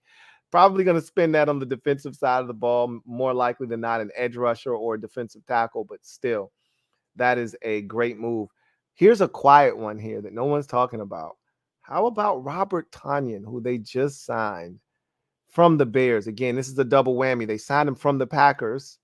You snatch away a guy like, now, Robert Tonyan wasn't a big factor last year. But if you go back 2 years ago, he was emerging. He was one of them young guys similar to Mike Gesicki, who was ascending, and we started to view them as, hey, man, look out for this young fella. He's on the rise. Got injured, and obviously it wasn't the same. But we know he's talented, and if he can ever tap back into that, they got the Notre Dame tight end. You add Tonyan into the mix, just more weapons for a quarterback that a season ago didn't have enough. Can never have enough for a young quarterback. So I love that move. Nate Davis is a huge move on the offensive line. Physical guy, came over from the Titans. Love that move there. DeMarcus Walker gives you a guy that you hope can, get you a little bit of pressure on the quarterback. That can't be the end all be all at the end, but it's a start. But then you go to Tremaine Edmonds as your off the ball linebacker. This is a slam dunk signing. I just look at your head coach and I think about what he embodies. Okay. And so when you think about what he did in Indy and how he ran that defense, it is predicated on having a stellar middle linebacker. You had Shaq Leonard in Indy running the show, making all the plays, being a difference maker, and they don't have that. They had it in Roquan Smith. They traded him away. They couldn't agree to, terms on what a new contract looked like. He got dealt, and now they bring in a guy that is very similar in stature to a Darius Leonard. Leonard is a bigger, taller 6'2" type linebacker with long arms. Plays at a much lesser weight than Tremaine Edmunds. Edmunds is a better athlete, taller, longer. I think Shaq Leonard is a little bit more instinctual, but this is exactly what Eberflus is looking for in the middle of his defense. And then what did he have also as a sidekick in Indy? Bobby Okereke. So it was like Batman and Robin. Well, now you've got Tremaine Edmunds, and now you got TJ Edwards. So you've got Batman and Robin all over again. And now he can recreate what he had in Indy when his defense was dominant. Not to mention that secondary is young and talented. They got a lot of young boys out there playing some football that you can be proud of in that secondary. Gordon showed some things last year. Jalen Johnson still a really good corner for them on that rookie deal. And then you got Eddie Jackson when he's playing ball at a high level. It's a lot of stuff in that secondary. So you now add in some linebackers. Really, what you have to transform is that front.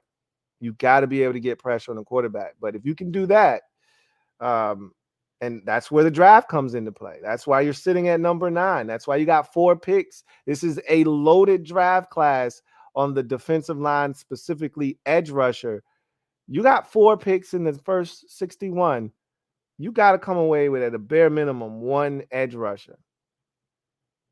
You do that, this has been an outstanding offseason for the Bears. So that's where I sit right now with the biggest winners heading into the draft. Obviously, it's not over. DeAndre Hopkins will be traded at some point. Aaron Rodgers, I think, ultimately will be traded to the Jets. I think the Packers are holding him hostage, and I don't blame them because they got the Jets by the balls. The Jets gave them all the chips, all the leverage. When they allowed Derek Carr to walk, when they allowed Jimmy Garoppolo to land where he landed, it put them in a position where they got all their Aaron Rodgers chips in all their chips in the Aaron Rodgers basket, and the Packers know it. What are you going to do? Huh? What are you going to do? Start Zach Wilson next year? Yeah, right. Give me a first round pick. And the Jets are like, come on, man, I'm first? No. They're like, okay, well, you ain't getting Aaron Rodgers then.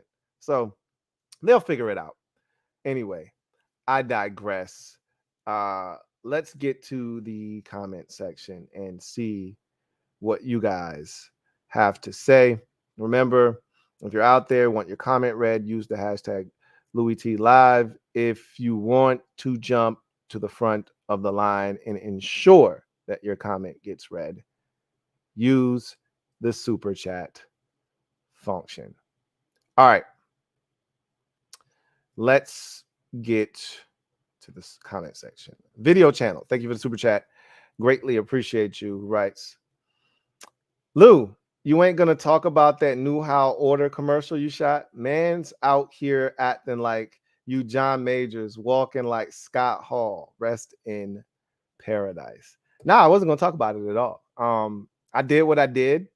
I put it out. I told you guys how I felt about Sam Howell. I don't know how this is gonna turn out, but I'm planting my flag. I know what my 10 toes are. I told you this is the most excited I've been about a quarterback since Robert Griffin III back in 2012. So it is what it is. You don't have to agree with me. I'm not looking for people to agree with me. I'm just telling you how I feel. I'm putting it out there. Either I'm gonna be right or I'm gonna be wrong, but you know where I stand. So I expect a lot of backlash, and I've seen some crazy comments, and all I do is laugh. But it is what it is. Um, I stand behind mine. You know what I'm saying? And I'll be rocking my hat every time you see me. Pretty much from here on out, I'm gonna have on my hat, and uh, and anything could happen.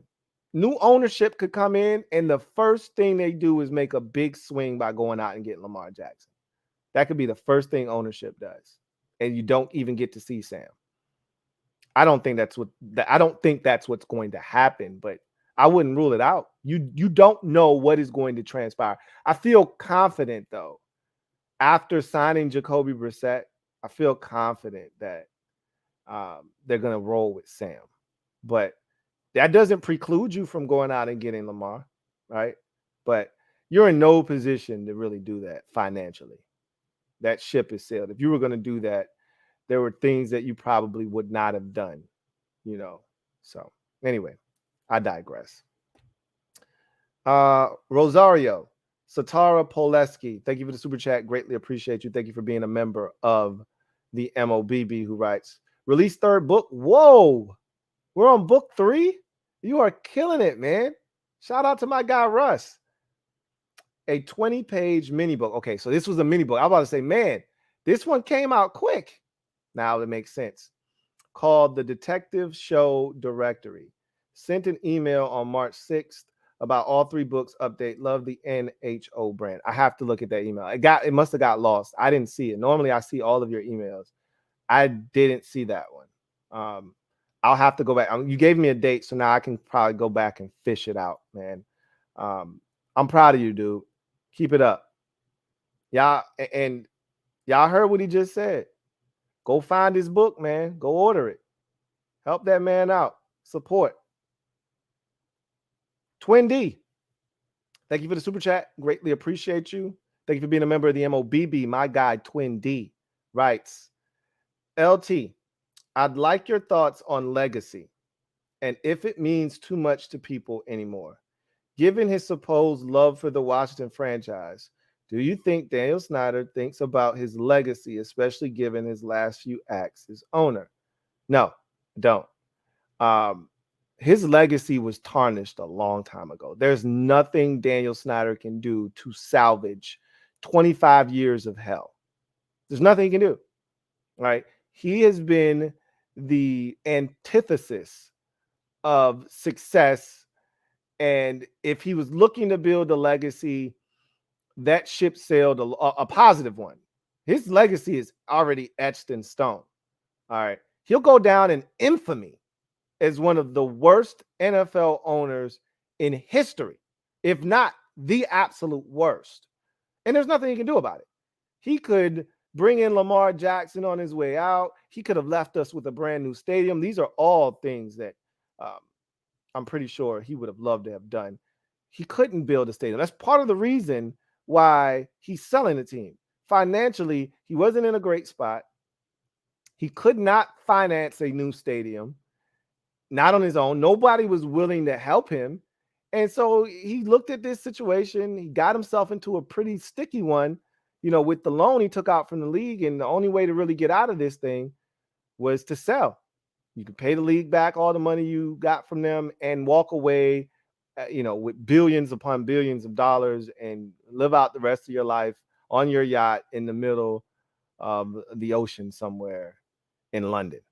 I don't think he thinks about his legacy at all because he was in a bubble.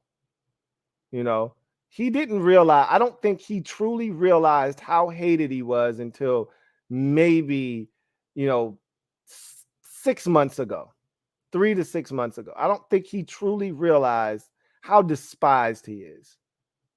He's been so far removed from reality for a very long time that he couldn't care less about legacy. And if he did, he didn't do a good job of showing it. I'm a big legacy guy. Clearly, Daniel Snyder is not.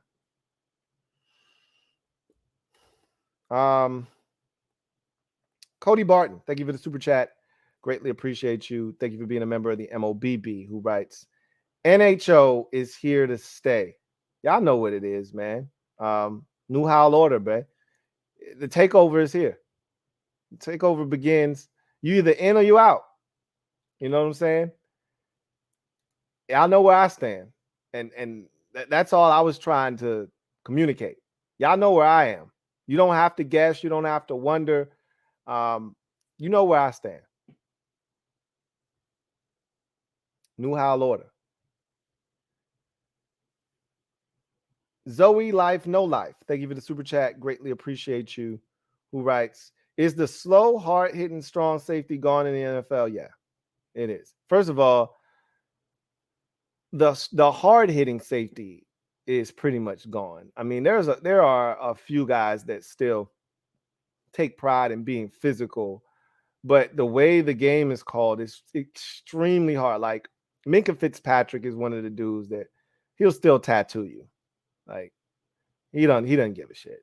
And there's still a few of those around, but for the most part, the rules have kind of legislated, the physical nature of the safety position, where you used to not be able to come over the middle of the football field, and if you did, you were asking for it.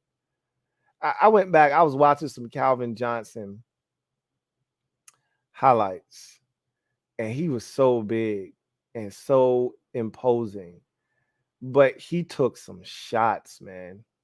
He delivered some too, but he took some shots, man. His body was beat up when he retired. And it was a lot to hit. But in that era of football that he played, and we were heading towards where we are now, but we weren't there yet, you could still hit dudes. And there's no fear of going over the middle of the football field anymore. There used to be alligator arms, like you're peeking over your shoulder. Where's this safety coming from? You don't have to do that anymore. You're protected. So the hard-hitting safety, there's still guys out there that value hitting guys, but that's a dying breed. Slow is something that shouldn't be in your vocabulary anymore if you're a team in the NFL. There's no such thing as slow. Everybody's got to be able to run on the field. The only positions that get away with being slow are the guys in the trenches. And even those guys are athletic freaks now. We saw what Jordan Davis did at the combine last year. Are you kidding me? We saw what the guy AA out of Northwestern, I think it was Northwestern, at 285 pounds. What? Are you kidding me? These guys are freaks, man. We saw what the guy out of Pitt did. Even those guys are athletically gifted now. Offensive linemen are more skilled and, quicker and faster than ever before. There's no such thing as slow on the football field. Everyone's looking for speed. That includes the safety position. You're looking for speed at safety, at corner, at linebacker. Because guess what? The offense is doing. They're putting speed on the field at running back, at tight end, at wide receiver. So, yeah, slow, hard-hitting safety is dead. Dead, I tell you. And I can tell you this with 100% certainty. He ain't coming back. Now, the hard-hitting safety is there's like the last of a dying breed. But slow, when you add the word slow in that shit's gone, bro. Not to return. John Livingston, thank you for the super chat. Greatly appreciate you. My guy, JL Smooth, writes, check your Twitter DMs, Lou. Too long for YouTube. I got you, man. I'm going to Twitter right now. All right. My guy, JL Smooth, writes, Lou, hardly been able to catch a live anymore. Hope all is well, man. Likewise. Says, saw they are moving stuff out of Washington's offices. Good news for y'all. Get that Snake Snyder out of the NFL. What the hell is going on with Lamar? I'm sure you've talked about it, but I don't get it. If you need a QB, how can you not entertain the offer sheet? The draft is such a risk. Lamar is a known commodity. Last thing, I had to rewatch your reaction to y'all drafting Payne. You were big mad, but hey, it worked out for y'all. Thank you for that, John Livingston. My guy, JL Smooth, 105.3 JL Smooth. Um, yeah, I was big mad. I talked about that already. I because so many people have brought that up, and I'm not ashamed of it. It is what it is. Um, he morphed into what they thought he could when they drafted him 13th overall. I didn't see it coming. That was my problem. Was I could not take what I saw at Alabama and have it become what it ultimately did. And that's part of being a talent evaluator, is being able to see what a guy is and also at the same time what he can become. And all I did was focus on what he was at the time. And I told everyone that would listen, it was less about Daron Payne being talented. Now, I did have an issue with him not being a guy that I thought could get to the quarterback consistently. But it was less about Daron Payne. It was more about what was on the board at that time. I wanted Tremaine Edmonds. I wanted Derwin James. I would have taken either one of those gladly and felt like they could have a bigger impact. We had just taken Jonathan Allen the year before, and I felt like we could do other things. We did not need to double down on defensive tackle 2 years in a row. That said, what he's morphed into is one of the best defensive tackles in football. And so I had to eat crow, and I have no problems doing that. I've offered up multiple double O's to Daron Payne. I'm so glad I was wrong, because that's good for our team. And he's one of the best players on our team right now. And when he's locked in like he was last year, you won't find many better in the game. Not named Chris Jones or Aaron Donald. You just won't find many better in the game, period. So, yeah, I was definitely big mad. As far as Lamar is concerned, I've spoken about this, as you said, and I know you said you haven't had a chance to watch, but I definitely have talked about Lamar. There's a conversation going around. Is this collusion? I don't know about that. It could be.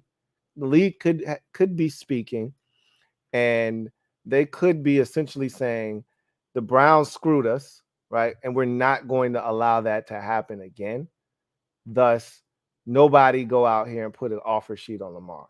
We can't set a precedence in the league that if a guy wants a fully guaranteed contract, essentially, he can do what Lamar did and get it.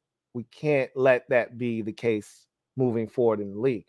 So we got to make an example out of Lamar. That could definitely be something that's going on. I wouldn't put it past the owners, right? I think it's more so this, and this is what I've already contended. Why would anybody move on Lamar right now? You don't have to. Why? Lamar's going to be on the franchise tag. You know it's non-exclusive. You know what you have to give up to get him. If I'm sitting there with and I just like using Atlanta, even though Atlanta's not interested. If I'm sitting there at 8 in this year's draft and I'm the Atlanta Falcons, why would I give you the 8th pick in the draft? I know I have the 8th pick. I want to spend the 8th pick on a player to help my football team. Why would I give that to you?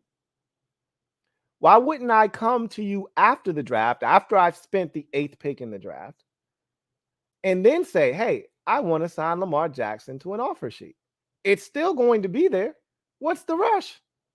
He's still going to be on a franchise tag. He's not going to reach a long-term deal with the Baltimore Ravens. What's the rush?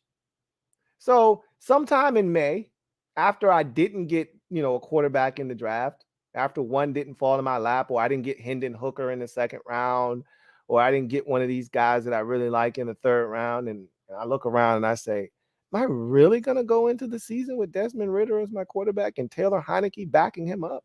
Is this really what I want my future to be in Atlanta? After I survey the landscape, that's when I go and I put an offer sheet out there for Lamar. You know why? Because if the Ravens refuse to match, guess what? You can have my first round pick next year when I feel like I'm going to be a playoff team with Lamar Jackson in tow, and it'll be the 24th pick in the draft instead of 8. What do I have to do anything right now for? I'm the Tennessee Titans. And look, the Titans, quality ball club, where do they sit? Do they even have a first? Yeah, 11th, right? I'm going to roll with Ryan Tannehill. Why not?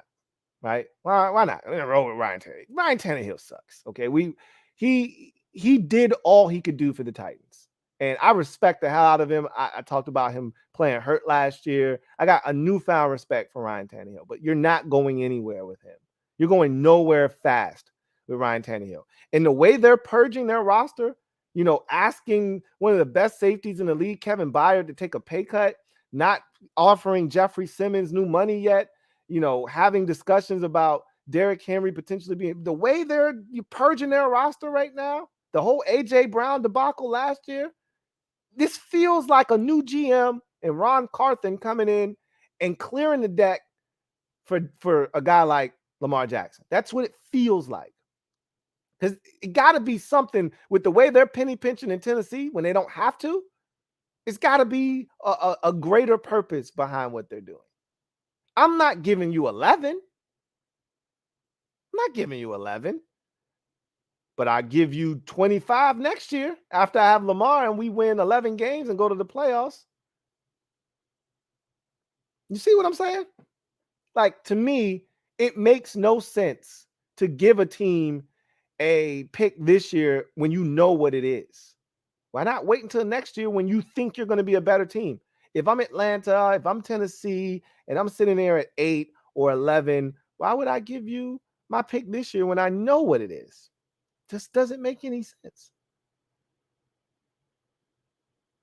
If I'm the Jets and this whole Aaron Rodgers thing goes to hell in a handbasket, why not go get Lamar after the draft? I'm not giving you the 13th pick in the draft. Why would I do that?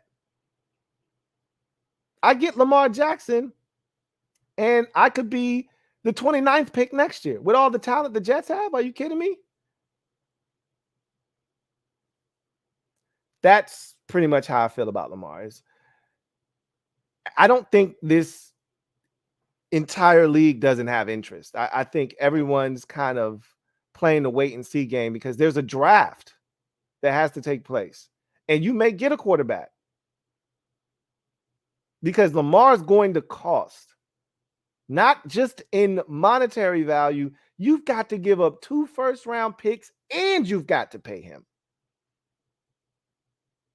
Now, again, if the Ravens were doing this on their own volition and not using the tag as a means to do it, you'd give up more than just 2 ones and have to pay him. You'd give up 2 ones and you'd probably give up some players and you probably give up an additional pick, a 2, a 4, and 2 players. Similar to what the Seahawks pretty much, or the Broncos rather, had to give up to get Russell Wilson. Right? You're going to give up a bunch of picks, not just ones. There'll be a 2 in there, probably a 4 or 5, something like that in there. You may swap a 6 or something like that. And then you have to give up some players. You just got to give up two ones. That's expensive still, but you know what you're getting. But here's another thing that complicates it. You got to pay him. He wants guaranteed dollars, and he hasn't finished each of the last 3 seasons. He hasn't played in the Ravens' final game of the season or finished the Ravens' final game of the season. Each of the last 2 years, he hasn't played in the Ravens' final game. And 3 years ago, he didn't finish the playoff game against the Bills. So that's something to take into consideration as well. But I don't think it's collusion. It could be. I wouldn't rule it out. I think it's just patience. Why do I have to do anything now? That's what I think.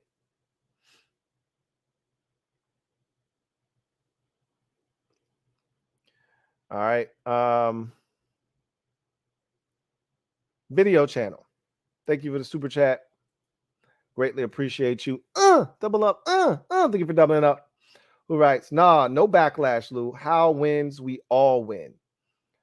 I'm not talking about from the fan base. I mean, it's some fans out there that, and I never will understand these fans, but they exist. They still family members, even though they're not family members that I associate with and that I converse with on a daily basis. But I know they exist. I see what they write. I know how they feel.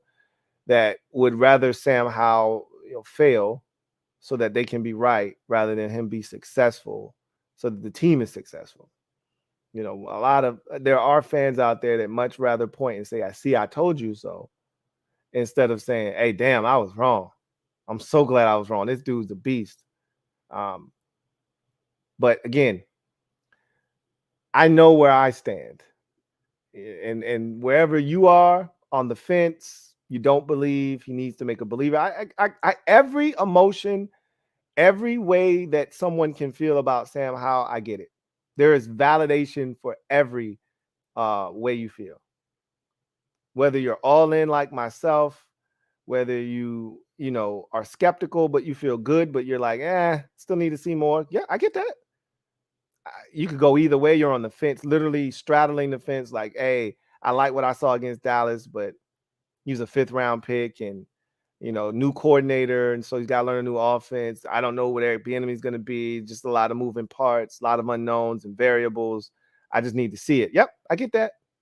I don't believe in him. It was just one game. He was a 5th round pick for a reason. He's going to suck like every other quarterback that's been here. We need to go get Lamar. I get that too. And then the guy is just like, why are we wasting our time with this dude? Let's just go get Lamar or just start Jacoby Brissett and let's suck and let's try to get a quarterback. I don't get that, right? I don't subscribe to that, but I know that exists as well.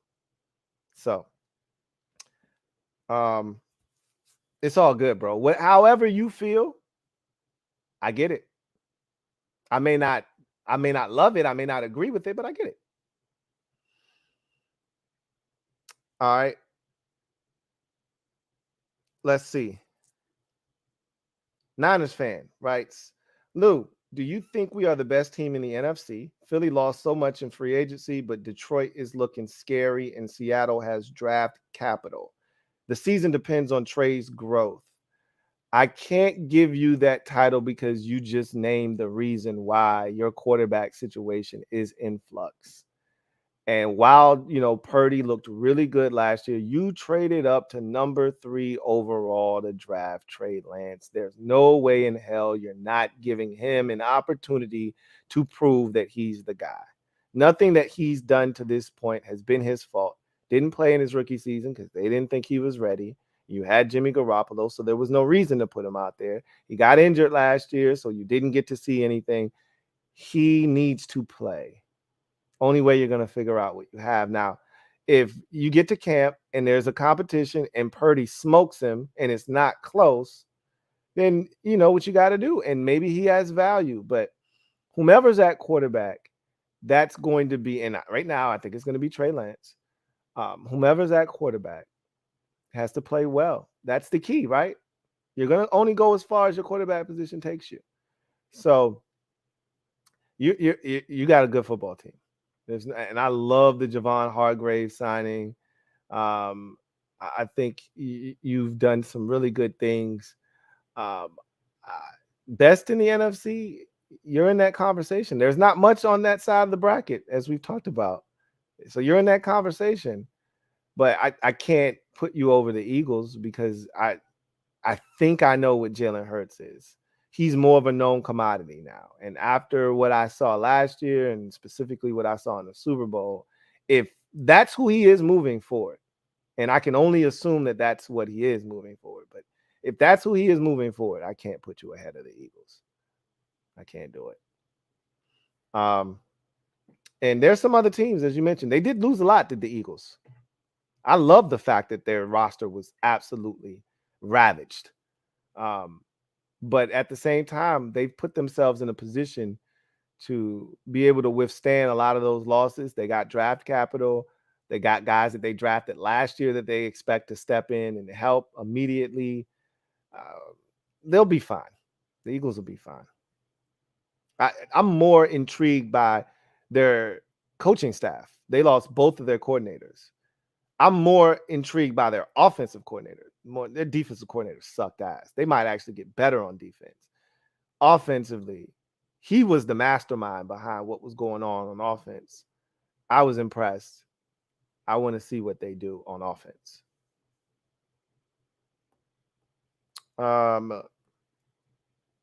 Kevin, the PRF, writes, Roger isn't leaving before he watches in person Dan sign on the dotted line. But he's going to watch Dan move on, and he's still going to get a contract extension. We'll talk about that in a second. Brush the 4. Texans making tons of moves. What do you think about the O-line will be, how their O-line will be next year, especially with Kenyon Green going into year 2? Like I said, I put the Texans on my list of honorable mentions. I actually like a lot of what they did this year. I think the offensive line is going to get better. And you saw a glimpse of it last year. Like, they had success running the football, right? We saw what they did with their rookie running back out of Florida, Dameon Pierce. That wasn't by happenstance. That wasn't by accident. He was running the rock behind an offensive line that was gaining confidence. And while the pass protection wasn't always great, you'd like to think that it's going to continue to improve. And as you mentioned, guys gaining experience, learning what it's like week in, week out, the grind that is the NFL, and the caliber of athletes that you'll be going up against, and how you have to be prepared each and every single week. So guys get better.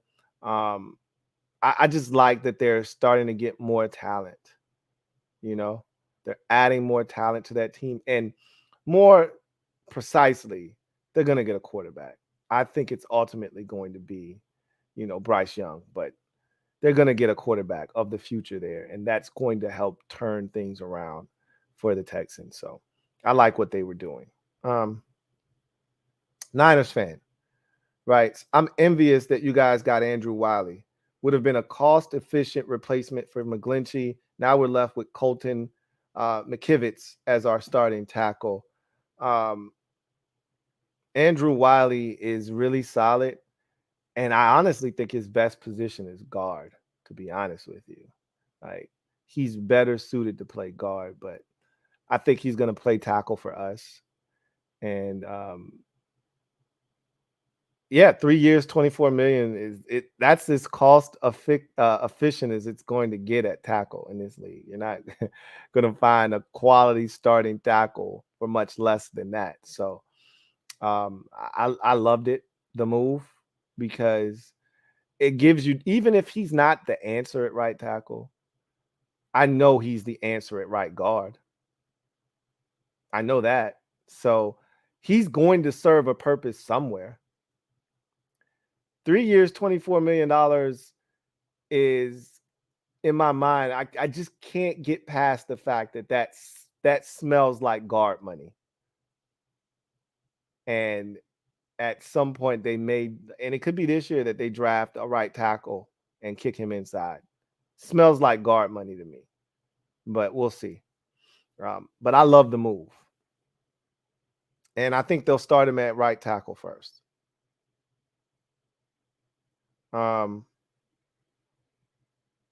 Cole asked me, what's up with the NHO hats? Need to. The link is in the description of this video and every single video that I do. And I'll be pinning the website to most of these videos. My girl Condo P, shout out to Condo P, always holding the kid down. She dropped the link in the comment section of this stream. So plenty of ways to find the link to the store to cop, a hat or two. I gotta say, and look, I created it, so I know, but the hats are dope. And I'm wearing a trucker one right now. This, I'm not, I kid you not. I bullshit you not. And I don't do anything but quality products. This is the most comfortable hat I've ever worn in my life. This trucker hat. I kid you not. It's a foam trucker hat. This is like memory foam. I've never worn Uggs. I bought my wife a pair when she was pregnant because she was complaining about her feet being swollen. And she did not like Uggs prior to me purchasing them, but it was Black Friday. And what I found out was Uggs don't go on sale, but they were on sale this past Black Friday, which I wasn't in the market for any. Go figure, right? But before, when I was in the market for them, they were like, oh yeah, Uggs don't go on sale. And there are certain items that just don't go on sale. And I was like, okay, fine. But I ended up buying her a pair because everyone that I talked to said, you can't find a more comfortable shoe than a pair of Uggs. It's like walking on clouds. I said, okay, I'm sold. My wife needs some shoes that she can just slip her feet into and be comfortable. She did not like Uggs before. I bought her a pair. She swears by them now.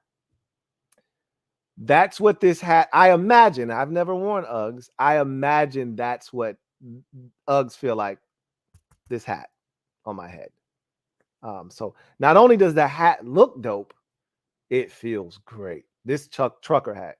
And I love the snapbacks. And that's what I wore yesterday and pretty much in the video that you saw, but this is the trucker one and it's dope. So I can't lie. I got to toot my own horn. These hats are pretty dope. Anyway, J-Rod says, Dallas out here putting in that work. They are. They're going for it this year. I don't know if it's going to work out for them, but they're definitely going for it, J-Rod. Like, you go out and you trade for a 32-year-old corner. You go out and you trade for a 30-year-old wide receiver. You're going for it. You're telling me that your window of opportunity is shrinking. And I think they understand that they can't keep Dan Quinn here as a defensive coordinator for too much longer, right? Eventually, there will be an opportunity whether they got to, get rid of Mike McCarthy in Dallas, which I don't think he deserves to be fired yet, even though I'm not a Mike McCarthy fan. Either you're going to have to move on from him to promote Dan Quinn, or he's going to leave eventually. There will be a job where he says, damn, this is a really good opportunity. Dan's smart. He got fired from his last gig, and he told himself, the next time I take a coaching job, it's going to be the right situation for me, and I'm going to have a quarterback. Not to say that he didn't. He had Matt Ryan. It's not like he had trash, right? But I know I don't have a shot if I don't have a quarterback, though. And none of these jobs that have been available have been appealing to the point where I know I got a quarterback other than Jacksonville, if he wanted that job with Trevor Lawrence. But even then, you still weren't sure about Trevor Lawrence. And he would have to go in there, and I think he could have whipped that defense into shape. But he still couldn't be 100% certain about Trevor Lawrence. But, if you're looking for a young quarterback, that would have been one to hit your wagon to. And the Chargers job, I don't know what they were looking for, what they were looking to pay. They probably were more so looking for, and they didn't fire Brandon Staley, right? That they had an offensive coordinator job come available. But that's one he should be keeping his eye on. If they fire Staley, though, I would imagine they would go offensive head coach the next time around to marry with 10 instead of going with a defensive-minded guy. But anyway, I think they see that this window of opportunity is closing. Dak is losing confidence. He's not playing as well. You just had to move on from Zeke Elliott. The offensive line is falling apart. But they did get, Smith last year, so that kind of gave them a boost, right? But another year passes, another injury to Smith, Tyron Smith, right? So you're getting closer to the end for him. Obviously, Quinn is here for, who knows how long. You better try and get it while you can. And the NFC, and I can't state this enough, with the NFC in the state that it's in right now, it has never been more wide open than it is right now. This may sound crazy, but Washington could win a Super Bowl next year. They won't, but they could. It's that wide open in the NFC. Or maybe they could get to the Super Bowl. I don't know if they could win it. Because whatever's coming out of the AFC is going to be pretty damn good. Because of what you're going to have to go through to get there. Iron sharpens iron. I firmly believe that. But anyway, I digress.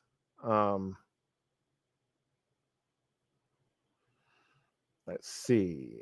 Don't think we got any more comments. We don't. So, let me get to the final segment of the show and garbage time.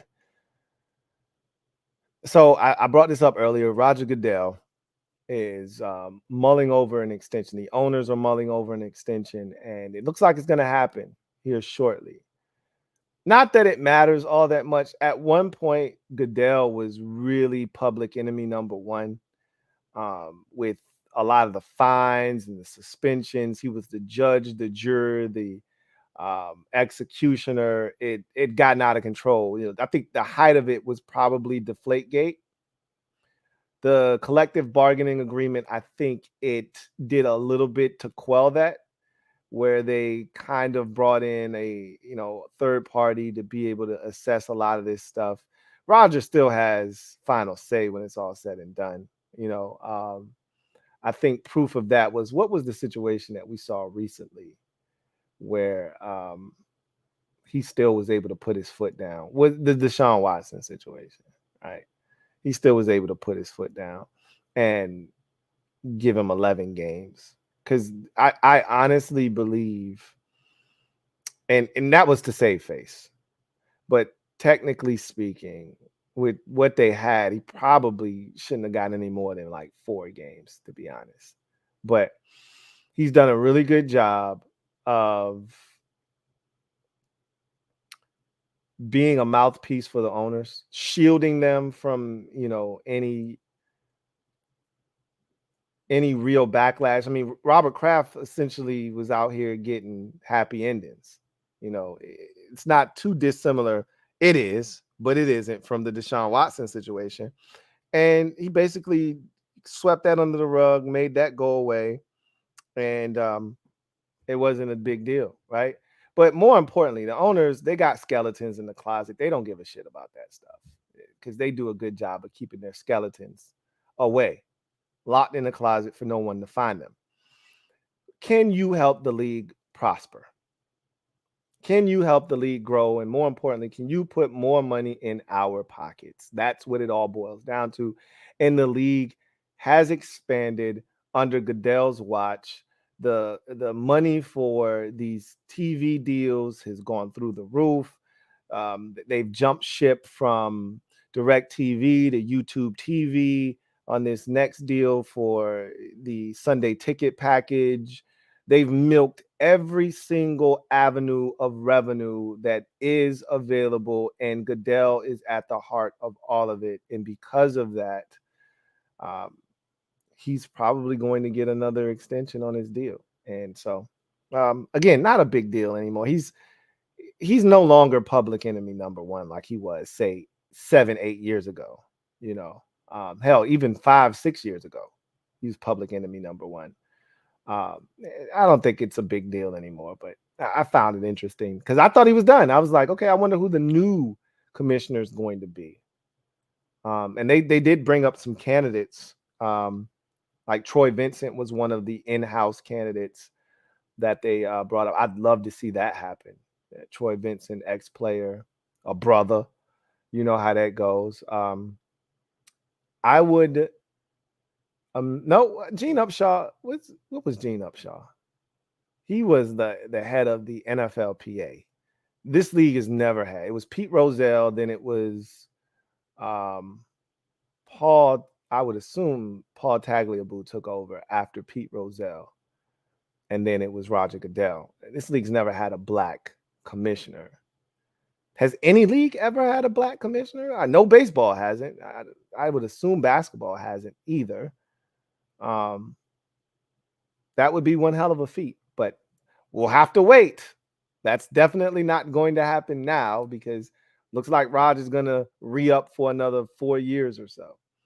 I think they said the average age is usually around 63 or 4. Raj is 64. Um, Roselle, I think, hung it up at like 61, and Paul Tagliabue hung it up at 63. So this was right around the time that you would think Raj would have hung it up, but Raj is in fantastic shape. They say he's a fitness buff, and I can tell Raj is in tremendous shape. Raj does not look 64. I got to give him credit.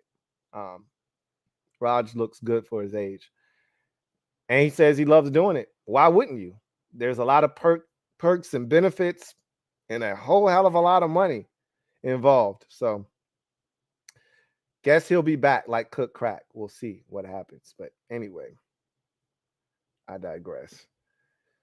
Beverly Hills 9021 Ho. Thank you for the super chat. Greatly appreciate you. Thank you for being a member of the MOBB who writes, "Hey Lou, Defenders 5-0, bro. Let's go. I thought they lost the game. You know, I haven't been watching, so I don't know. I thought they were 4-1. They're 5-0. I take your word for it. You've been all over that stuff, so I take your word for it. You know what I do? I think, and I haven't seen it, so I can't say for sure, but I think I like their uniforms. I think. I'm not sure.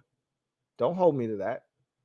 I've only seen like glimpses of them. I haven't actually watched them in a game. But I think I like their uniforms. I don't know. Anyway, good for them. Hopefully they continue to win and do some good for the community, man.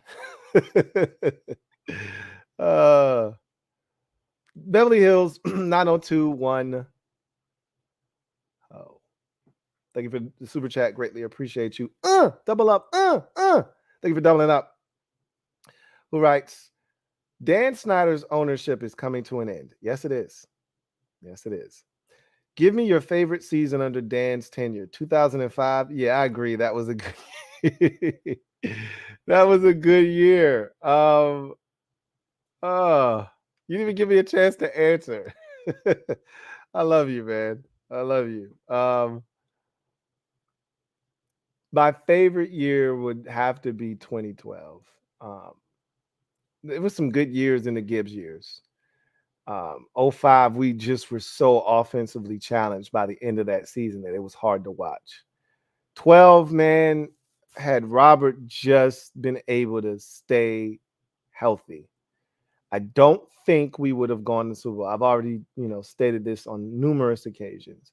I don't think we were good enough to beat the 49ers that year. They were too fast. They were too physical on defense.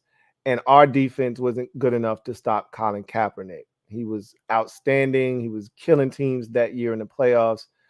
We wouldn't have gone to San Francisco and won, but I really feel like we would have beaten Seattle. They had nothing for us. We were killing them. The first 2 drives when he was healthy, before he injured himself, which he injured himself on a pass, on that second touchdown pass, as he was falling out of bounds. That's when you could see he started to limp. And then obviously the knee gave out on him maybe a possession or 2 later. But we were up 14-3. We were dominating those boys. We were going to win that game. And I think we could have gone to Atlanta the next week and won. We had the Falcons on the ropes in the regular season that year. Kirk came in. Robert got knocked out of the game with a concussion. Kirk came in, had a chance, threw a pick late. We lost. But we could have beat them. The Seahawks had them on the ropes, and Matt Ryan had to make a ridiculous throw to set up the game-winning field goal to survive, to even move on to the NFC Championship game that year. We would have been in the championship game in 2012, if you ask me. We just wouldn't have beat the 49ers. But guess we'll never know. 12 is my favorite year. There were some good years, but there weren't nearly enough of them. He can go. He can go. Beverly Hills 9021. Oh.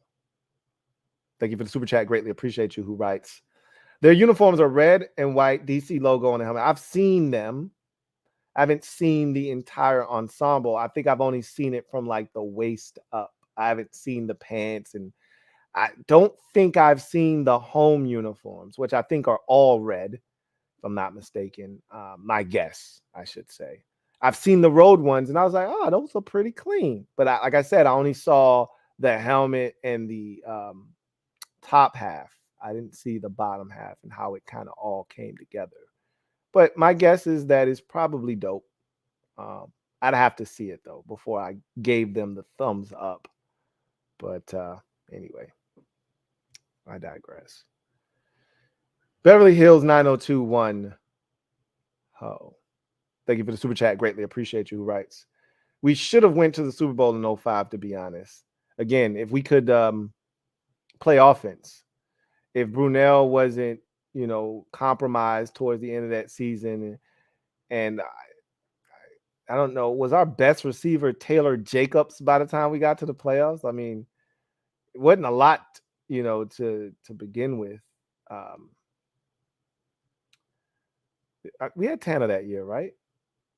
I believe we had Tanner, but was he banged up? I feel like he was banged up by the time we got to the playoffs, and all we had was like David Patton and Taylor Jacobs or something like that. I don't remember. I feel like we had Tanner, man, because the Monday Night Miracle was in 05, right? That would be Gibbs's. Oh, what's the Monday Night Miracle 04? I shan't remember. I think it was 05. The Monday Night Miracle was 05. Because no, I don't want that's not why. I think it was 05 though. I think it was 05. Don't get me the line, but I'm pretty sure it was 05. 04 was Joe's first year back, 2.0. And he traded for Clinton. That was the first thing he did. He traded Champ, got Clinton. Clinton had the big run in the Bucks game. And I think we won like 16-13 or something like that. It was the only touchdown we scored that game, I believe. I seriously doubt the next week, because the Monday Night Miracle was in week 2. I seriously doubt that his first 2 games were that, it's got to be 05. Anyway, Beverly Hills 9021. Oh, thank you for the super chat. Greatly appreciate you. Who writes, Seahawks knocked us out of the playoffs thrice. Got us in 05, got us in 07, got us in 12. Yeah.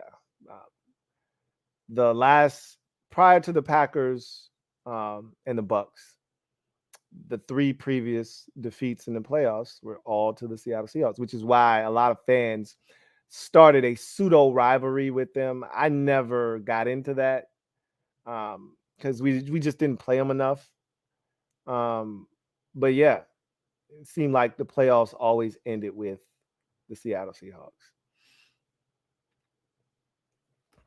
Miss Perry says it was 05. Okay. I thought so. I wasn't sure. Sometimes these things, as I get further and further away and I get older and older, some of these things start to bleed together.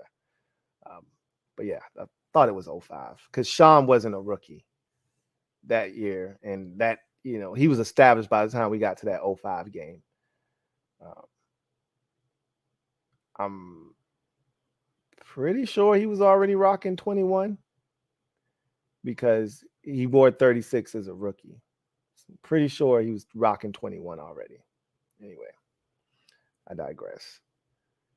That's going to do it for me, your man Louie T here. Oh, got another super chat from my guy Beverly Hills 9021. Oh. Thank you for the super chat. Greatly appreciate you. Who writes, Monday Night Miracle was 05. Yes, Condo P, aka Miss Perry, has already established that. Says we went 10-6, had a 5-game win streak at the end. I remember all of those particulars. That stuff's easy to remember. Beat Tampa in the wild card game with the least amount of offensive yards in a playoff win in NFL history. Still think that record stands. Don't think it'll ever be broken either. Let's see. The only touchdown scored in the game was a scoop and score by Sean Taylor, who was also ejected from the game for spitting in the face of. I'm going to see if you know, who did he spit in the face of? See if you know that. Marcus Washington recovered the fumble initially, then he fumbled. Sean scooped it up, ran for a touchdown, and that proved to be the lone touchdown for Washington. I think the Buccaneers might have scored one touchdown, but might have been the only touchdown of the game. Anyway, says lost to Seattle in the division round. Sean T got disqualified. Yeah, in wild card weekend, he got thrown out of the game.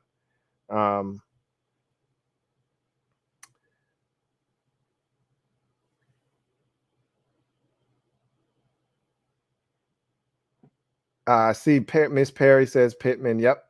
Calvin Barner II says Michael Pittman. You guys got it. Michael Pittman, who is the father of Michael Pittman Jr., played for the Buccaneers, was a running back. I remember the audio of him telling the referee, was the black dude, Kerry. Hey, man, he spit in my face. He said, and he's gone. And he's gone. I remember that clear as day. Beverly Hills 9021. Oh, thank you for the super chat. Greatly appreciate you. Writes, we had a lot of injuries against Seattle. Should have won. Injuries weren't the biggest part of that game. Carlos Rogers dropped an interception. We hurt their running back, who was like their everything that year, in Sean Alexander, got knocked out of the game. We should have won that game. I agree. We weren't good enough. We made too many mistakes. Didn't make enough plays. But that game was there for the taking, for sure. Vincent Coe, thank you for the super chat. Greatly appreciate you. Thank you for being a member of the MOBB. My guy Vincent Coe writes, what can you tell me about Julian Love? I can tell you that he's a Golden Domer, went to Notre Dame, so I know his game very well. I thought that the transition, so he came into the league as a corner, but I didn't love him as a corner outside. And the Giants kind of moved him to safety. I thought that was a great move by the Giants because he can also play the nickel. He can drop down, play the nickel, and give you value there. I think he's going to fit into your secondary very well. He's not he's not Quandre Diggs in terms of like a ball hawk, but he's a guy that is where he's supposed to be when he's supposed to be there. He did piss me off last year. There was an opportunity for a kill shot. Either you got to do one or two things. You either got to pick it off or you got to absolutely clobber. I'm talking about break a rib of wide receiver Devontae Smith of the Eagles. Smith is like 167 pounds, soaking wet. It's a 4th down and like 7, and the Eagles just disrespectful. You know, they go for it against the Giants. And not only do they go for it, Jalen Hurts throws a deep ball.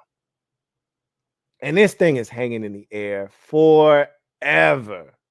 Or as a wise woman once said to me, forever. And I'm thinking, oh my God, he's going to kill Devontae Smith. Either that or pick it off. This is a broken rib. He does neither.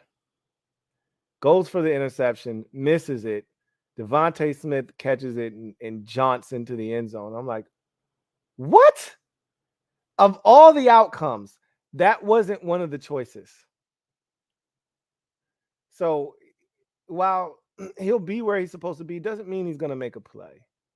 But it's good to know that he's a guy that I feel like you should be able to rely on in that secondary. Can you find better? Yes. But is he a good football player? Absolutely. And I think with that young secondary that you have, he'll fit in. He's a young guy himself. It's not like he's been in the league 7 years, but he'll fit in there nicely with the young boys that you got in your secondary. So I think you'll like him. I'll say that.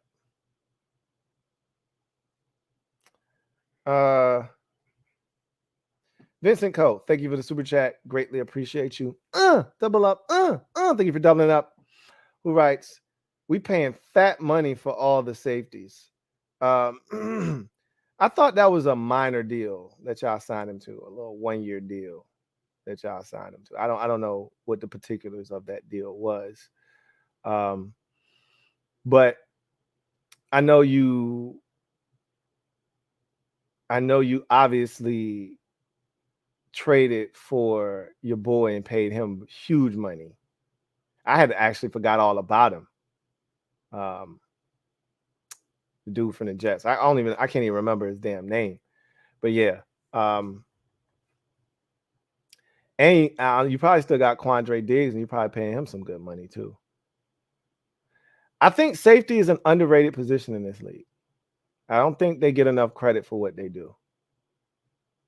They're the last line of defense, and we're asking more. Jamal Adams is his name. We're asking more of safeties than ever before. Safeties have to be some of the most versatile guys on the field now. Got to play deep. Got to come up, play around the line of scrimmage, and be physical. Got to be able to drop over the slot and run with these receivers and tight ends. Got to be able to play underneath zone coverage.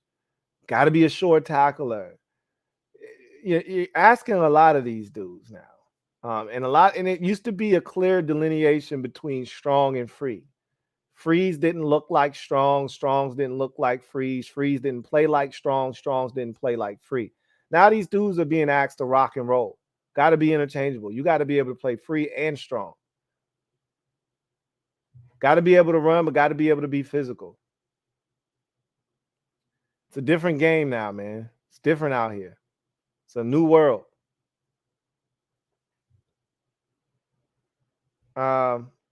Beverly Hills 9021.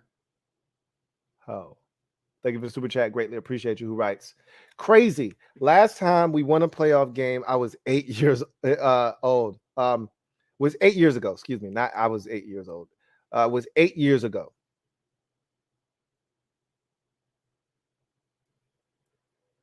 No, it wasn't. We haven't won a playoff game since 2005.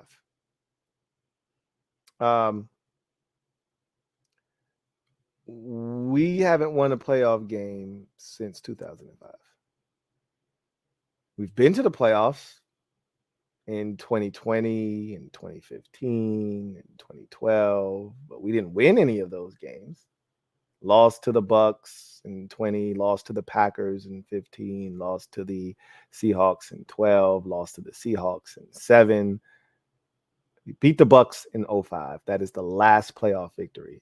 Maybe you meant you were 8 years old. That's my guess. But we didn't win a playoff game 8 years ago. We wish we won a playoff game 8 years ago.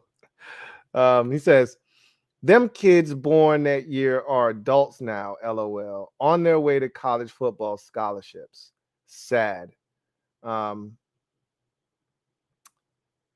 Yeah, it's been a pretty much a generation. You're talking about 18 years ago. Pretty much. Full-blown adults now. As you say, off to college. Beverly Hills 9021 Ho writes, so what's up? You gonna watch the XFL now or what? Nothing's changed. I told you, if I watch it, it'll be on accident. It'll be intentional, but it'll be because of my environment. I shouldn't say it'll be on accident. It'll be because of my environment. If I'm at home, I won't watch it. I'll have to be at a bar, out to eat, having drinks, or I have to be at my mom and dad's house. That'll be the only way I consume XFL football. And with the NBA playoffs drawing near, with Major League Baseball getting ever so close, the likelihood is there will never be, March Madness going on right now. There will never be a more prime opportunity for me to watch it than these final 2 weeks of March.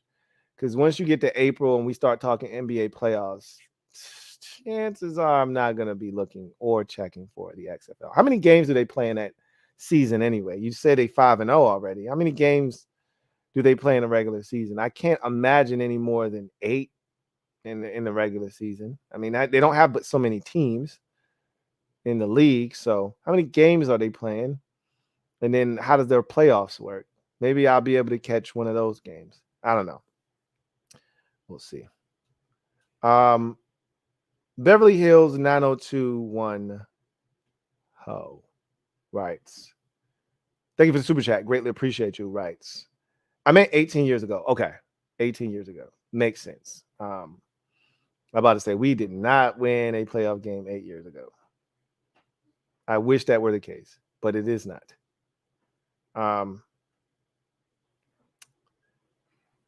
Miss Perry says, you got to watch at least one game, Lou. I'm going to recommend the hometown undefeated DC Defenders. If I did watch a game, that would probably be it, if I had to guess. But I don't know. We'll see. Anyway, I digress. Beverly Hills 9021 Ho. Thank you for the super chat. Greatly appreciate you. Who writes, you know what's crazy, Lou? In the early 2000s, we complained about how bad our teams were. But looking back, I take those teams over the past 10 years, LOL. They were much better, higher expectations. I don't know if we really complained about how bad the teams were back then. I mean, you got to understand that we weren't that far removed from being a credible NFL organization. We had won a Super Bowl in 91. We had won the division and went to the divisional round in 99. So we weren't that far removed from 2000. We were Super Bowl favorites going into the season. If you recall, that was the year with Deion Sanders and Bruce Smith and Mark Carrier and Jeff George and all those guys they brought in. So we weren't that far removed from that. So we were complaining about the post Gibbs years, right? The Norv years were lean, right? The mid 90s was rough. But things have started to turn around as we hit, the turn of the century. And so I don't think we were complaining about the Gibbs 2.0 years. The complaints didn't really start, I think. And look, we had the Spurrier year wasn't good. The firing of Marty Schottenheimer wasn't great. But I don't think we really started to complain until after Gibbs 2.0 into the Zorn years. And that's when we realized this shit is really bad. And then we thought that Shanahan was going to be like equal to Gibbs 2.0, where, hey, we about to turn it around. We got a 2-time Super Bowl winning head coach coming here. He's about to set shit straight. We about to get this thing on track. And then, you go through 2010, we suck. You go through 2011, and that's Beck versus Grossman. And you're like, oh my God, what the hell is going on? And then we finally get Griffin in 12, and we made the playoffs. And you're thinking, here it is. Here's the run. We might get something out of this. And then it only took 1 year for that shit to unravel. And by the end of 13, Shanahan's are gone. Any hope of Robert Griffin III being a franchise quarterback is pretty much dashed at that point. You get Gruden in here in 14, I believe. And he pretty much in 15 said, okay, I can't do this shit. I tried in 14. I can't do this shit with him. So I think that's when we realized how bad it was. I don't think it was until after Gibbs 2.0. The Gibbs years were fun. I mean, we weren't explosive on offense by any means, but we were really good defensively in those years, man. Those were fun teams to watch. It's, 04 and 06 sucked because, Gibbs got there in 04. He had to figure shit out. 06 was interesting because Gibbs didn't have confidence in his offense working in the new NFL. So he went out and hired Al Saunders, and we took a massive step backwards offensively. So we had to pick up the pieces in 07, but we did. But if only we knew what was on the horizon, right? How bad we would ultimately be moving forward. Anyway, I digress. Beverly Hills 9021. Oh. Thank you for the super chat. Greatly appreciate you. Who writes, that switch to the 3-4 defense messed us up. You had Andre Carter out there in coverage, bro, and Kerrigan. What the F is that? LOL. Well, remember, Shanahan came in and he said, I have been studying in my years away from the league, and the best defense to play in today's NFL is the 3-4. And that's what he wanted to implement. And we just didn't have the pieces. You had 3-4 pieces, you had 4-3 pieces trying to make the conversion over to a 3-4. And that's the problem when you're making such a drastic change, is it takes time because you can't overhaul it all in one offseason. So to your point, you had guys like Andre Carter standing up in a 2-point stance. That should never happen. Yeah, it was rough. Anyway, I digress. That's going to do it for me, your man Louie T, here on the 320th installment of the Louie T Network podcast. I thank you guys for joining me on this show. As always, when I'm a midnight marauder, you guys always hold the kid down. I appreciate y'all. Look forward to chopping it up with y'all later on in the week, potentially. If you're a Washington fan, you'll definitely see me Thursday night. We'll be live. If anything happens major, Aaron Rodgers, hell, even DeAndre Hopkins, depending on the extent of that deal, you may see me again. You may not. If Rodgers gets traded, you'll definitely see me for that. But outside of that, I don't think anything big is going to happen. So you'll probably see me on Thursday for the Washington show. But anything happens with the signing of player for Washington, you'll see my face. Anyway, I digress. Beverly Hills 9021. Oh. Thank you for the super chat. Greatly appreciate you. Who writes, I get it.